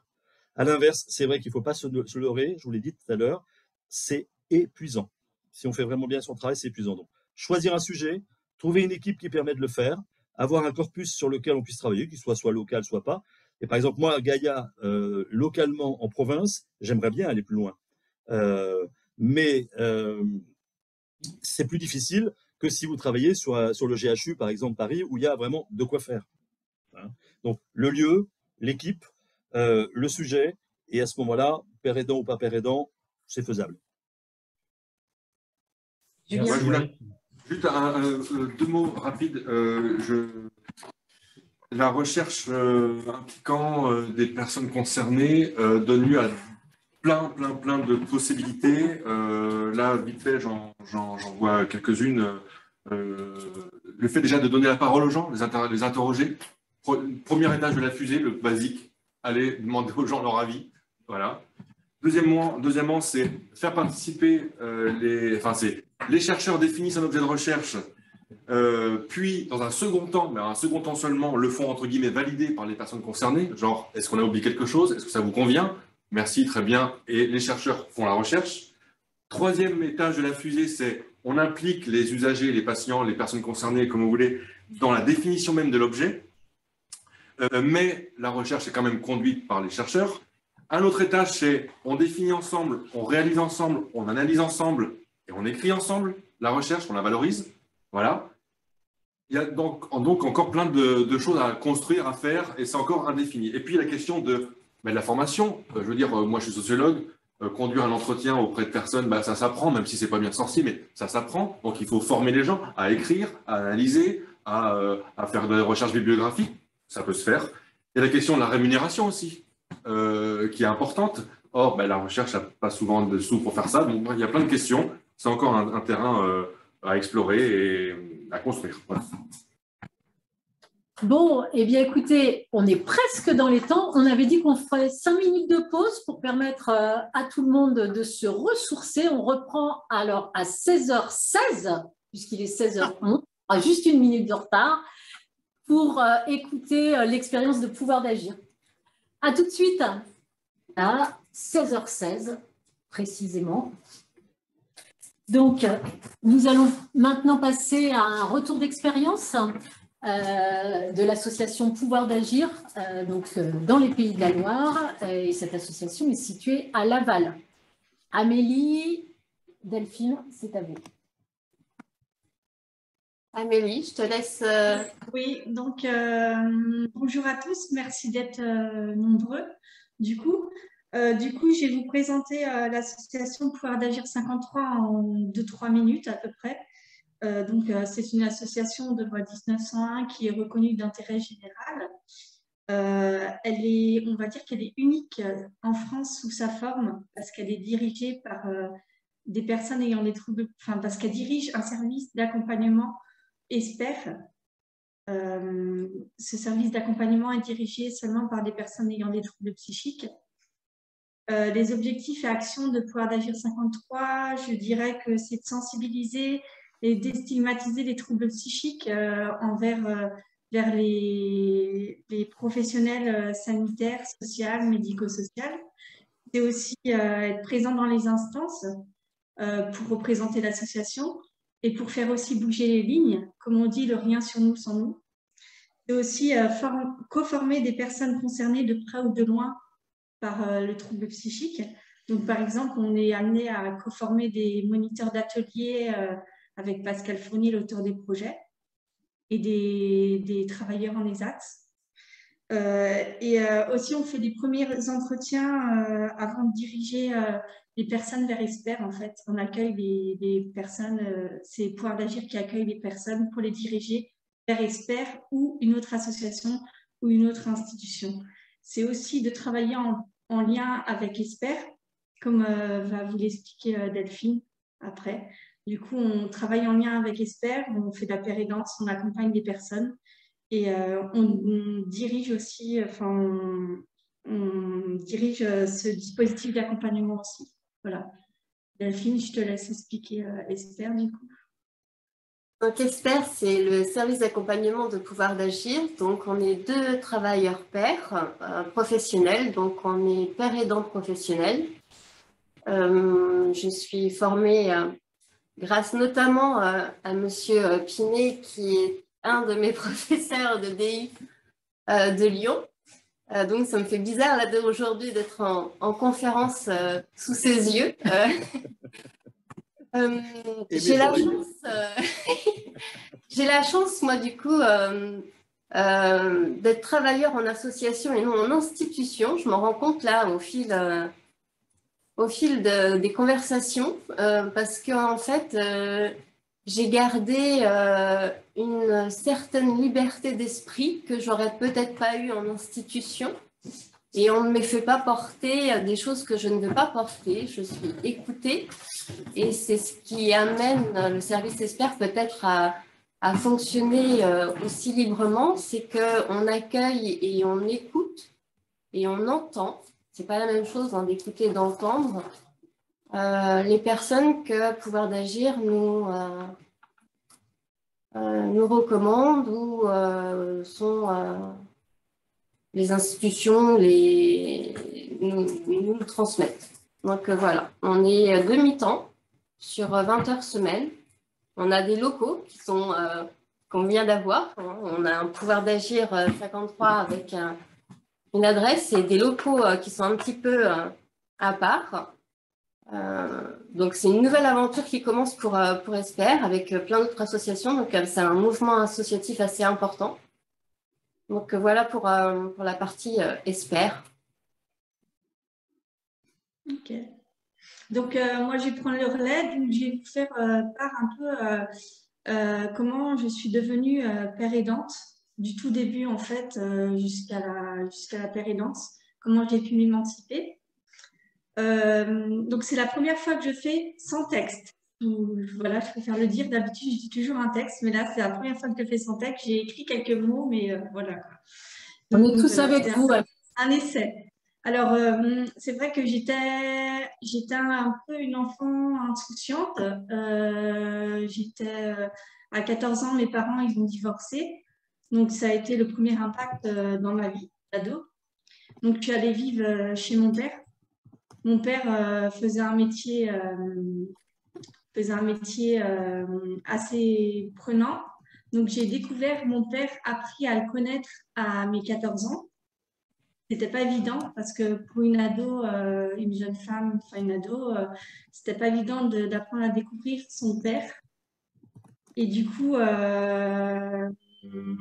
arrivée au lycée, j'ai eu aussi j'ai eu quelques moqueries sur mon acné, sur ma timidité. J'étais assez réservée.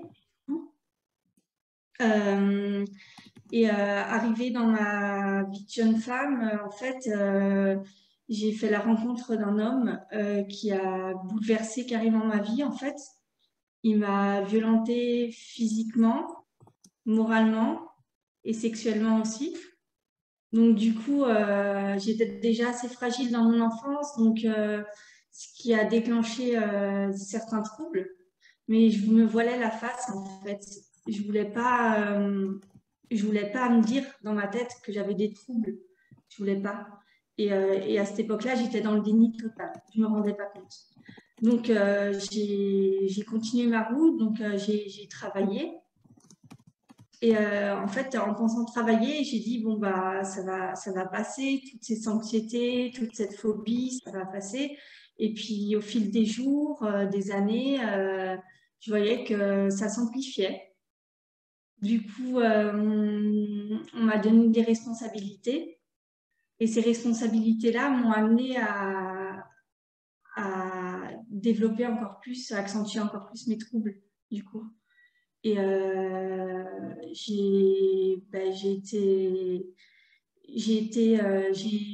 y a un jour où je me suis réveillée et je n'ai pas pu manger. Je n'arrivais plus à m'alimenter, ni m'hydrater en fait.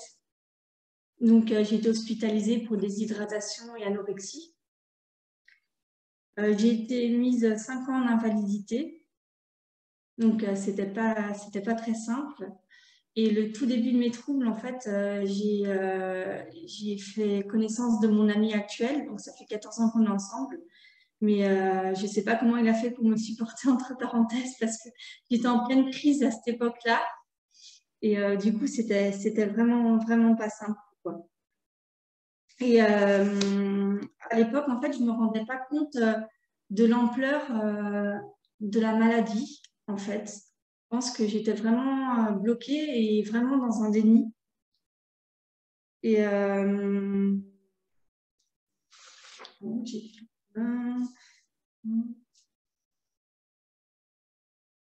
ensuite, oui, alors quand j'étais 5 ans en arrêt maladie, j'ai été orientée vers un dispositif pour les personnes ayant des troubles psychiques parce que j'ai été diagnostiquée borderline, donc TPL, trouble de la personnalité limite. Et dans ce service d'accompagnement, j'ai rencontré pour la première fois l'auteur des 2 projets, donc l'auteur de Pouvoir d'agir 53 et d'Expert, donc Pascal Fournier. Et en fait, quand je l'ai rencontré la première fois, je me suis, tout à l'heure, Éric Pinet disait, il parlait d'auto-stigmatisation, tout ça. Et en fait, je me suis auto-stigmatisée, je me suis complètement dévalorisée. Je trouvais, il me disait, tu peux me dire 3 qualités, je n'arrivais pas à les trouver. Quand il m'a dit, tu peux me dire des défauts, ben là, j'ai pu sortir une panoplie de défauts, quoi. Et en fait, c'était la société et l'environnement qui m'amenaient à m'auto-stigmatiser et à me dévaloriser, en fait. Donc, j'avais une grande phobie sociale à cette époque-là, dépression, j'ai connu le monde de la scarification, le monde des troubles alimentaires, etc. Et en fait, un jour, cette professionnelle-là m'a demandé de venir lire un texte devant des professionnels du médico-social et social. Donc, je me suis dit, mais lui aussi, il a un trouble parce que ayant une grande phobie sociale, j'ai dit, c'est pas possible, quoi. Donc, je me suis dit, lui aussi doit avoir un trouble. Voilà, quoi, la petite. Et du coup, j'ai stressé énormément, énormément. Je n'avais pas dormi de la nuit. Et le jour J est arrivé, et puis j'ai lu le texte. J'ai réussi à lire le texte avec un peu de mal, on va dire. Mais j'ai réussi à le lire. Donc, j'étais fière de moi. Et au fil des temps et des années, il a su me rassurer. Et en fait, j'ai pu évoluer et j'ai pu prendre de l'assurance au niveau à parler devant un public, tout ça. Avant, je ne sentais plus du tout. Et donc, j'ai vraiment pris de l'assurance. Et un jour, il m'a présenté son projet associatif, le soutien entre pairs, du coup. Et donc, j'ai tenté cette aventure, quoi. Et c'est un collectif au départ. Après, c'est devenu une association. Et quand c'est devenu une association, j'étais secrétaire. Donc, c'était un poste qui me convenait très, très bien. J'avais pas trop de stress et ça me permettait de m'émanciper, en fait, vers la pérédance et de prendre de l'assurance au fil du temps, des années, de prendre le temps pour moi de me connaître un peu plus et de pouvoir mettre à profit, en fait, ce que j'avais tout vécu négatif, de mettre à profit ce que j'avais vécu négatif aux personnes, en fait, et de les aider, en fait, de faire comment dire, de faire de ma vie difficile une force. Voilà, c'est ça, en fait. Et mes pères sont toujours là pour m'aider, en fait. Et ils ont toujours été là. C'est important pour moi, la relation de père à père. On n'est pas dans une institution, nous, on est dans une association. Donc, il y a une forme de linéarité. En fait, c'est-à-dire que Delphine, qui est travailleur père dans l'ESPER, il n'y a pas de prise d'ascendance. C'est pas parce que moi, aujourd'hui, je suis présidente depuis novembre, que je lui ai commandé Delphine, que je lui ai dit tu fais ça, tu fais ci, tu fais. Elle a autant le droit de dire son mot. Et c'est bienveillant, je trouve. Et c'est ce qui nous fait tenir. Et voilà, mais c'est quelque chose que j'aurais jamais imaginé, en fait, de pouvoir mettre tout mon vécu, tout mon mal-être, tous ces moments passés difficiles, de le transformer en une force et de le mettre à profit des personnes aussi et de le mettre, de pouvoir témoigner aussi. Et voilà. Je vais avoir du mal à passer après toi, Amélie, du coup. C'est un beau témoignage. Et ça résume tellement tout ce qu'on vit tout le temps, tous les jours. Pour ma part, je pense que j'arrive à être père aidante aujourd'hui, sans parler professionnel ou pas, parce que j'arrive à vivre des choses, des instants comme celui-là aujourd'hui. Il y a 3 ans, je n'aurais pas pu, parce que je ne me l'autorisais pas, je n'avais pas d'espoir. On décidait à ma place et je possédais rien. Pourtant, j'avais une famille, j'étais une maman de 3 enfants, j'ai été mariée 2 fois. J'avais un métier passionnant, je suis une ancienne aide-soignante.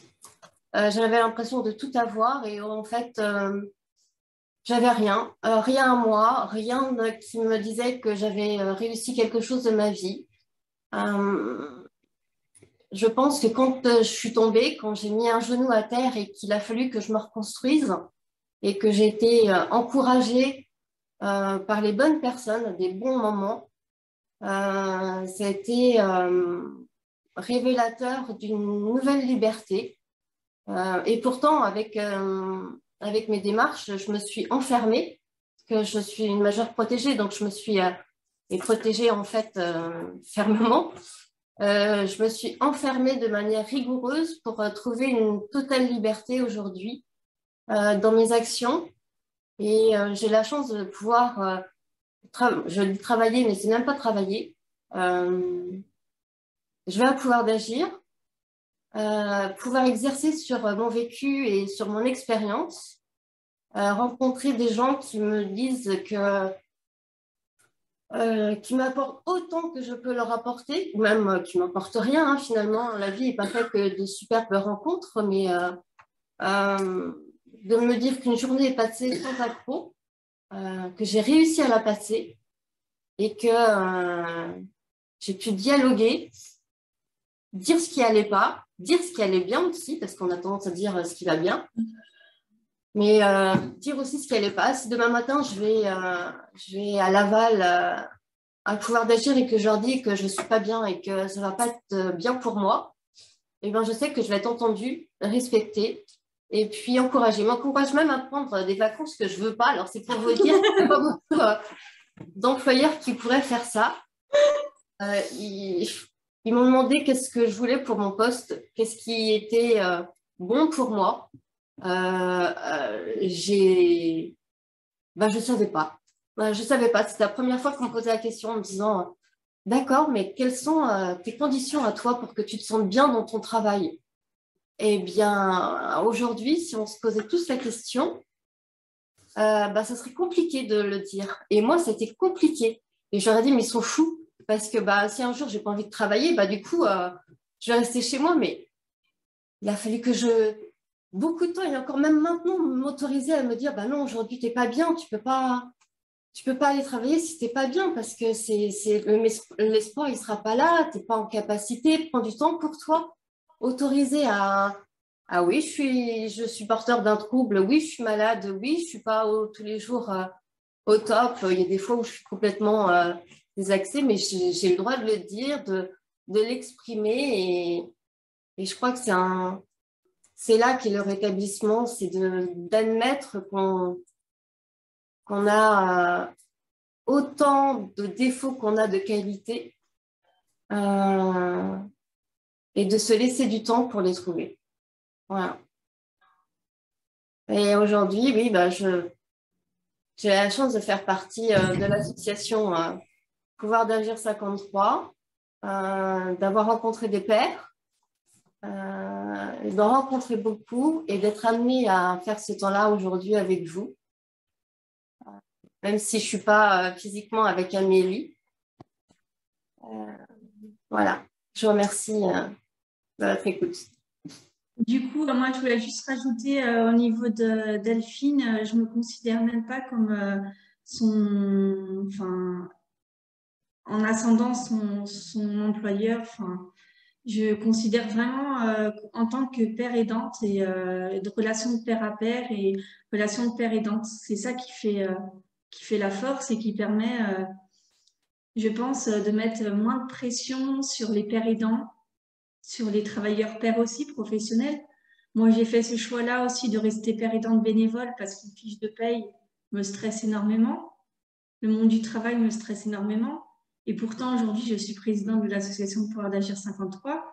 Mais ça met moins de pression, on va dire, que de rendre des comptes à un employeur. C'est bizarre, mais c'est comme ça, en fait. C'est mon fonctionnement. Et je m'écoute et en fait, je donne de mon temps, je donne de mon expérience, j'aide des personnes, je les écoute, je les aide.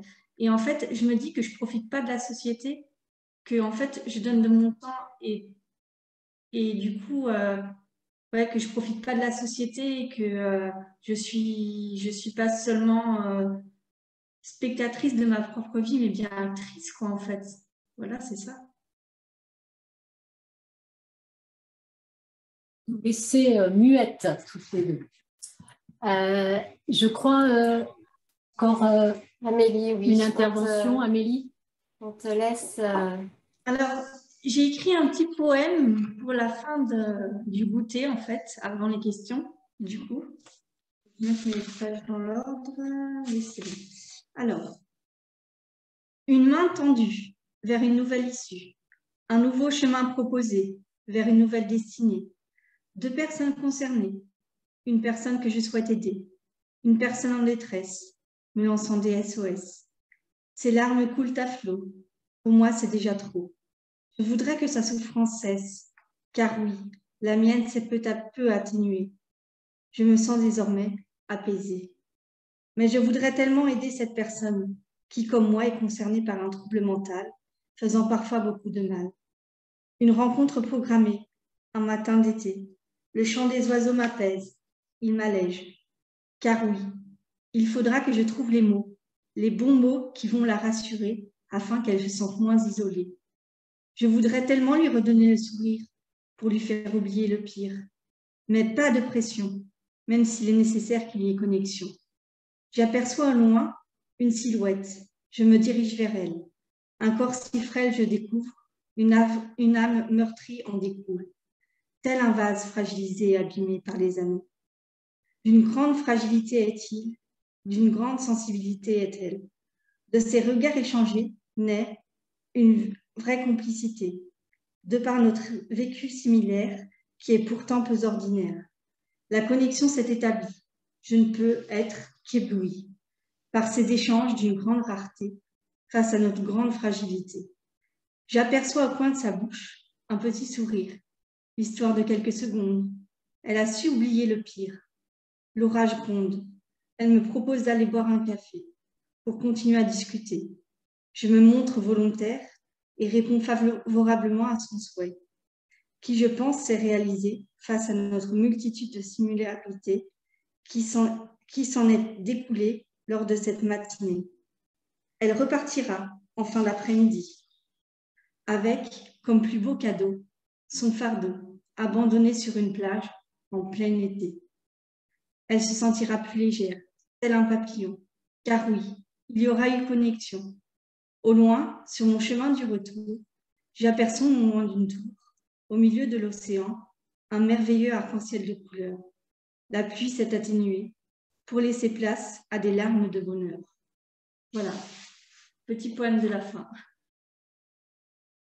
Merci beaucoup à toutes les deux. Bon, bah écoutez, quelle chance nous avons dans les Pays de la Loire de pouvoir bénéficier depuis un certain nombre d'années de votre expérience, de l'avancée de pouvoir d'agir sur le département de la Mayenne.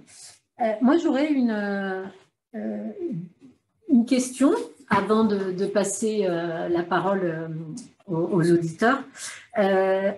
Quel retour vous avez, parce que vous avez beaucoup parlé de ce que ça peut, de la pérédance, ce que ça apporte à vous-même, ce que ça vous apporte dans votre parcours de rétablissement aussi, ce que ça apporte aux personnes que vous accompagnez à pouvoir d'agir dans le dispositif ESPER, les professionnels avec qui vous êtes en lien, les acteurs de la santé mentale et de la psychiatrie sur la région de Laval. Vous avez des retours? Comment ça? Oui, en fait, on est amené, il y a des assistants sociaux qui m'appellent, des éducatrices spécialisées, pour justement aller à la rencontre des personnes concernées, d'une personne concernée. Mais en fait, on le fait pas, on peut s'adapter, en fait, on ne le fait pas obligatoirement au siège de pouvoir d'agir ou d'ESPER. On le fait dans un lieu adapté à la personne, en fait. Un lieu où elle pourra plus librement, plus se libérer facilement et où elle se sentira bien, en fait. C'est ça. Et en fait, on est beaucoup sollicité, en ce moment, on est de plus en plus sollicité, Delphine, par des professionnels du sanitaire, social, tout ça, Et tu peux, l'URPA aussi, tu peux peut-être... On a la chance dans la Mayenne d'être partenaire de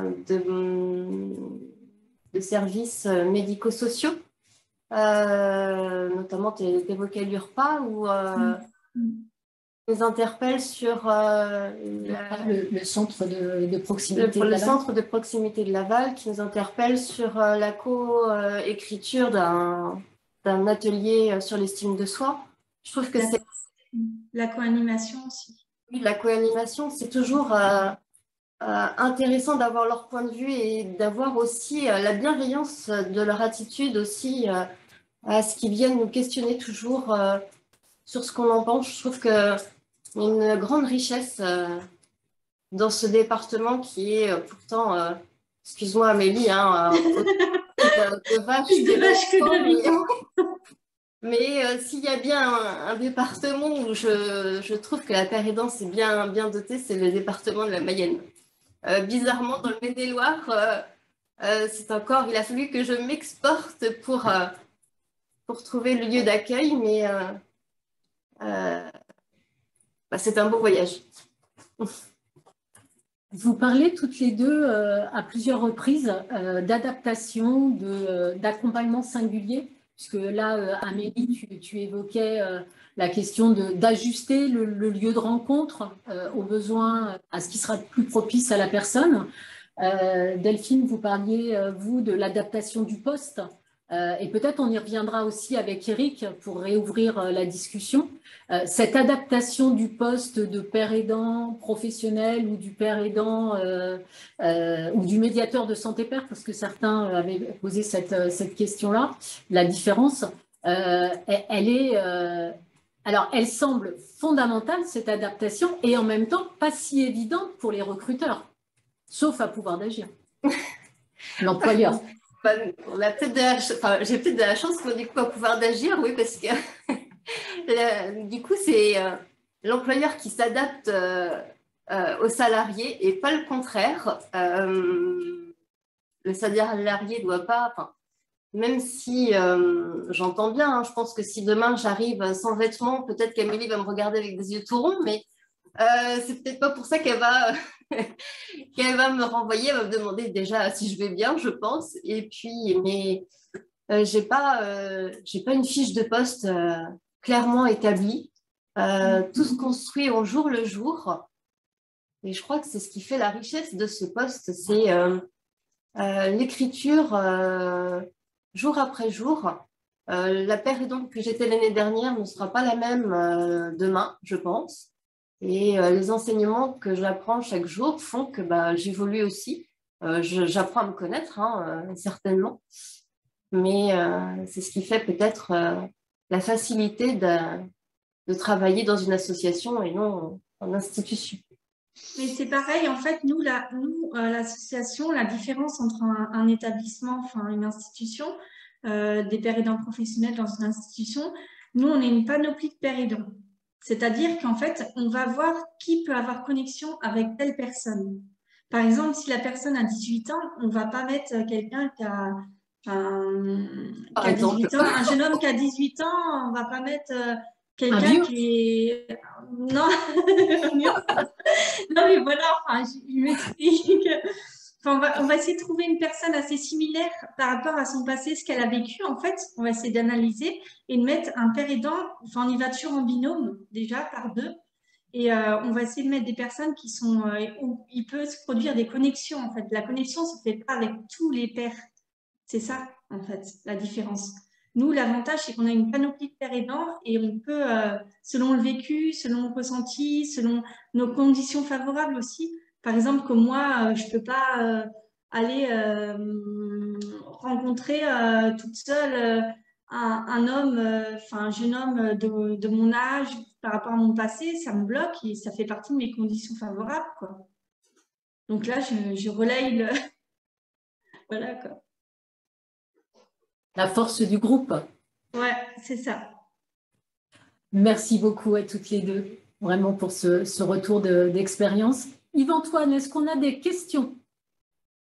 Déjà, il y a des retours très positifs sur vos interventions, Delphine et Amélie. Vous avez subjugué l'auditoire. Il y a des questions, notamment dans quel contexte intervient Pouvoir d'agir? Est-ce que aussi en termes pour les pères aidants professionnels, est-ce que vous êtes salarié des établissements dans lesquels vous avez des partenariats ou est-ce que vous êtes libéral? On n'est pas salarié on reste indépendant en fait au niveau de Pouvoir d'agir. En fait, quand on fait des co-constructions avec des partenaires, c'est vraiment une co-construction quoi, en fait. On veut garder notre identité, voilà. Pouvoir d'agir et Espère garde son identité. Je ne sais pas si j'ai répondu à la question ou pas. Par contre, peut-être, Amélie, pour compléter, vous pouvez facturer certaines prestations. Oui, exactement. Hein, au titre de l'association, me semble-t-il. Oui, c'est ça. Oui, l'association s'autofinance, en fait,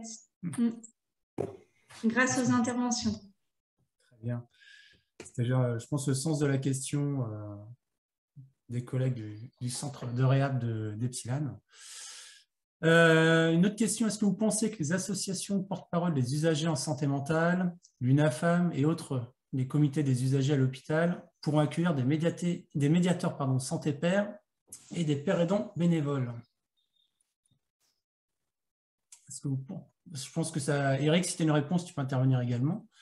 Bon, je ne voulais pas couper ces deux charmantes dames qui nous suivent et je suis très... je leur ai envoyé un message individuel pour les féliciter. et les remercier pour leur sincérité et plein de qualités qui émergent de leur intervention. Il existe déjà un certain nombre de... Alors c'est très expérimental, hein, parce que ça dépend à chaque fois des structures qui vont le faire. Il existe des échanges, que ce soit dans la formation des infirmiers, par exemple, ou des médiateurs de santé père. Alors pourquoi je parle des médiateurs, outre que j'en suis un, c'est simplement parce qu'ils sont formés dans une université qui était une fac de médecine. Et donc souvent, il y a des infirmiers qui sont formés pas très loin à côté, et où les pères aidants, les médiateurs de santé père, vont intervenir une demi-journée, par exemple, dans leur formation. L'UNAFAM qui est extrêmement dynamique. J'étais avec eux dans le cadre du Tour de France de la santé la semaine dernière à Bordeaux, à Charles Perrins, se plaint évidemment que les proches, les familles, les accompagnateurs n'aient pas une place aussi importante qu'ils aimeraient l'avoir, mais je pense que en faisant ça, ils obtiennent beaucoup et la place des accompagnateurs est totalement maintenant entendue, à défaut d'être prise en compte. Et l'UNAFAM, pour information par exemple, a au sein de son conseil d'administration national l'un de mes collègues médiateurs de santé père de la même promotion que moi également, ce qui veut dire qu'on a fait rentrer là aussi la pérédance auprès de personnes qui avaient des revendications et des besoins et que ce père aidant apporte un regard un petit peu différent, non pas aux revendications, elles sont ce qu'elles sont et elles sont le fruit de ce qui a été vécu, mais aussi du point de vue de ceux qui ont vécu une expérience différente. Donc, ce ne sont plus des porte-paroles, là, ce sont des administrateurs, en l'occurrence. Donc, ils ont voix au chapitre, délibérative et autres.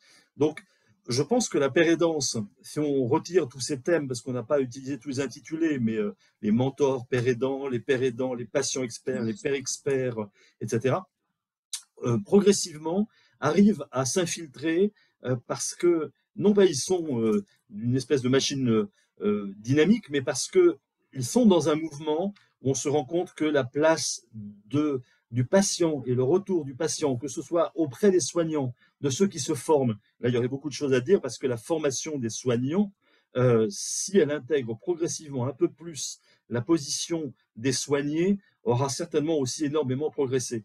Mais donc, l'UNAFAM, elle, a carrément réglé le problème et je pense qu'elle l'a fait à plusieurs niveaux. Moi, je parle de l'UNAFAM nationale, mais je pense qu'il y a aussi des délégations départementales ou régionales qui ont intégré des pères aidants, soit dans leur conseil d'administration, soit au sein de leurs équipes autour d'actions qu'elles mettent en place. Les proches des personnes qui ont des problèmes de santé mentale sont pris en compte et les pères aidants, bénévoles ou salariés, sont intervenant dans de plus en plus de rencontres avec des soignants, ce qui veut dire qu'on intègre progressivement. Alors nous, par exemple, on ne le fait pas au niveau de Gaïa, mais alors c'est une structure qui est comme elle est, hein. On n'a pas, chaque structure a sa vie, son histoire, sa culture, mais le fait que je sois parmi vous cet après-midi prouve que, par contre, Gaïa n'y est pas opposée. C'est pas dans sa vocation, c'est pas dans la philosophie, la psychologie. Mais on intervient à chaque fois qu'on peut le faire, où on demande aux médiateurs d'être présents et d'être présents à plein d'endroits différents.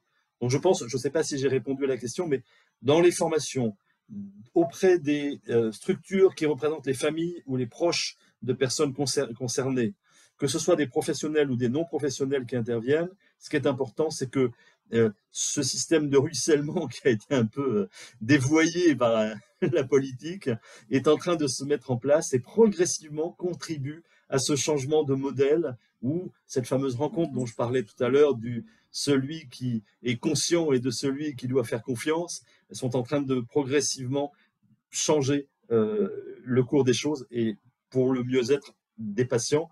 Et je crois même que ça dépasse le domaine de la santé mentale. Il ne faut pas oublier que la pérédance, ce n'est pas que dans le domaine de la santé mentale. Et puis je tenais à dire aussi que nous, on est vraiment sollicité par l'UNAFAM en Mayenne. Du coup, là, on va faire une intervention avec l'UNAFAM, en fait, en collaboration avec l'UNAFAM auprès de Maintien à Dôme. Donc, en fait, c'est vraiment une complémentarité en fait, qu'on apporte, le regard des familles, le regard, c'est vraiment complémentaire, c'est uni. Et sur ce que tu disais, Eric, les avancées lors des hospitalisations, enfin, tu as parlé d'avancées pendant les hospitalisations, c'est vrai qu'en Mayenne aussi, ça a beaucoup avancé parce que moi, je sais quand je suis hospitalisée, quand j'ai un petit coup de mou, on me laisse l'ordinateur, donc j'ai un lien avec l'association, on ne coupe pas du monde en fait.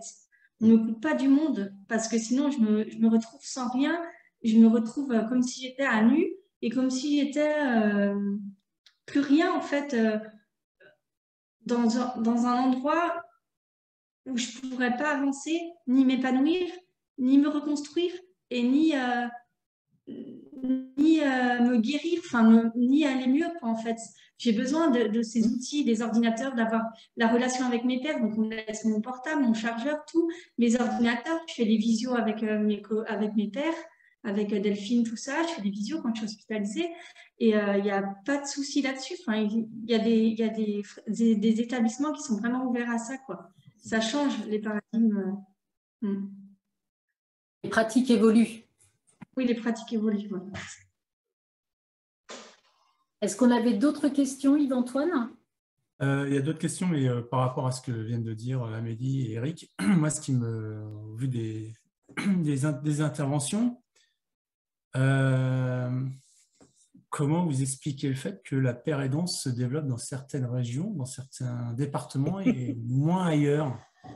Quelle est la particularité de la Mayenne, par exemple, par rapport aux autres départements? C'est le nombre de vaches. Je me posais la même question en parlant, je disais, zut, moi je suis en Nouvelle-Aquitaine, plus grande région de France, Charente-Maritime, première destination touristique, ça doit être ça. C'est le tourisme qui fait que ça va pas, ça passe pas. Tourisme et pérédance, ça doit pas aller ensemble, je pense. En fait, nous, en Mayenne, on est soutenu par 2 psychiatres, du coup, de 2 établissements différents. Du coup, je pense que enfin, le bouche à oreille, ça doit se faire assez rapidement. Et l'UNAFAM, enfin, toutes les associations, on se connaît. Donc, je pense que le relais, le message doit vite se faire passer. Et puis, nous, on va chercher, enfin, l'objectif cette année, c'est d'aller chercher les personnes dans des zones rurales, les personnes isolées dans des zones rurales, du coup, d'aller les chercher pour dire on est là, en fait. C'est ça. C'est d'aller vraiment d'aider aussi les mères quand il y a des hospitalisations sous contrainte, tout ça, afin de dire aux mères on est là aussi. Donc, c'est vraiment être mobile dans la Mayenne et on se déplace pas mal, quoi. Enfin, là, on va être amené à se déplacer encore plus, quoi. Je pense qu'il y a une dimension politique importante, déjà, qui va jouer un rôle. Et puis, il y a une dynamique qui est liée. Alors, vraiment, je ne sais pas si là, pour le coup, c'est régional, mais quand vous êtes en Nouvelle-Aquitaine, par exemple, donc cette région qui est vraiment très, très grande, nous, on est à l'extrémité nord de la Nouvelle-Aquitaine, La Rochelle. Vous êtes à Bordeaux, vous êtes à 200 km, les réalités ne sont pas forcément les mêmes. La concentration urbaine n'est pas la même. Les politiques, même si elles sont régionales, ne vont pas être transmises de la même façon une fois que vous êtes dans le département, c'est-à-dire avec les antennes départementales de l'Agence régionale de santé. Il y a plein de paramètres qui vont rentrer en ligne de compte. Par exemple, si Gaïa occupe comment dirais-je? Oui, je vois Benoît Hidéré qui me dit on est 5 médiateurs de santé père en Charente-Maritime. Ok, c'est vrai, je ne dis plus rien. En Charente-Maritime, on est nombreux.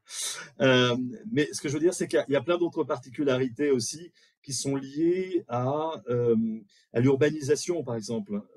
Effectivement, lorsque vous avez plusieurs villes d'importance relative et puis plein de petits villages de 500 habitants, c'est relativement difficile et c'est très coûteux aussi d'aller au-devant de ces personnes. Il y a une forme d'inégalité entre les deux. La Charente-Maritime reste un département assez rural. On a quelques grandes villes, dont Jonzac ne fait pas partie, comme ça je règle mon compte avec mes collègues. Non, je plaisante. La ville de La Rochelle est censée être la plus grande ville, et c'est une petite ville, vous en avez fait le tour rapidement. Donc, je veux dire, la ruralité est aussi importante. C'est quelque chose sur lequel politique, finance, transmission au niveau plus local, initiative personnelle, parce qu'il ne faut pas nier le fait qu'un chef de service, un directeur, moi je travaille sur un ETP rétablissement. Association. Et ouais, les associations, enfin tous les acteurs, on va mettre. Comme ça, c'est vraiment lié à des initiatives, que ce soit dans le milieu hospitalier ou le médico-social, que ce soit sur des associations ou des structures comme la nôtre, qui est une fondation, ou comme d'autres qui sont nos collègues du Jonzac sont rattachés à l'hôpital, d'autres sont. Bon, c'est vraiment, je pense en tout cas, que ça repose d'abord sur les personnes. C'est moins la région que la personne. Éric, il nous reste 3 minutes pour conclure. Je ne sais pas s'il restait une dernière question, Yves-Antoine. Ouais, il y en a encore des questions, mais vu que la visio est enregistrée, on va pouvoir récupérer les questions du chat et les transmettre à nos intervenants pour qu'ils puissent y répondre de façon écrite et qu'on puisse mettre un document à disposition après. D'accord, merci. Donc, on va pouvoir conclure ces goûters. Julien, tu voulais… Non, Julien est toute seule. Donc, on va pouvoir conclure ces journées. Vous remercier vraiment très chaleureusement tous les 4 de vos interventions. On voit que le mouvement est en route, que la paire aidance est vraiment un levier de changement, mais ça, on ne saurait trop le dire dans les pratiques. Un levier, un transmetteur d'espoir ô combien important. Voilà, écoutez, on va vous remercier tous d'avoir assisté à ces goûters, vous donner rendez-vous au prochain goûter dont j'ai oublié la date, mais vous serez informés comme d'habitude par les réseaux. Un grand merci à tous, bonne soirée et on vous laisse vous déconnecter tranquillement. Le 16 mai, alors on me dit, pour le prochain goûter. À très bientôt. À bientôt. À bientôt.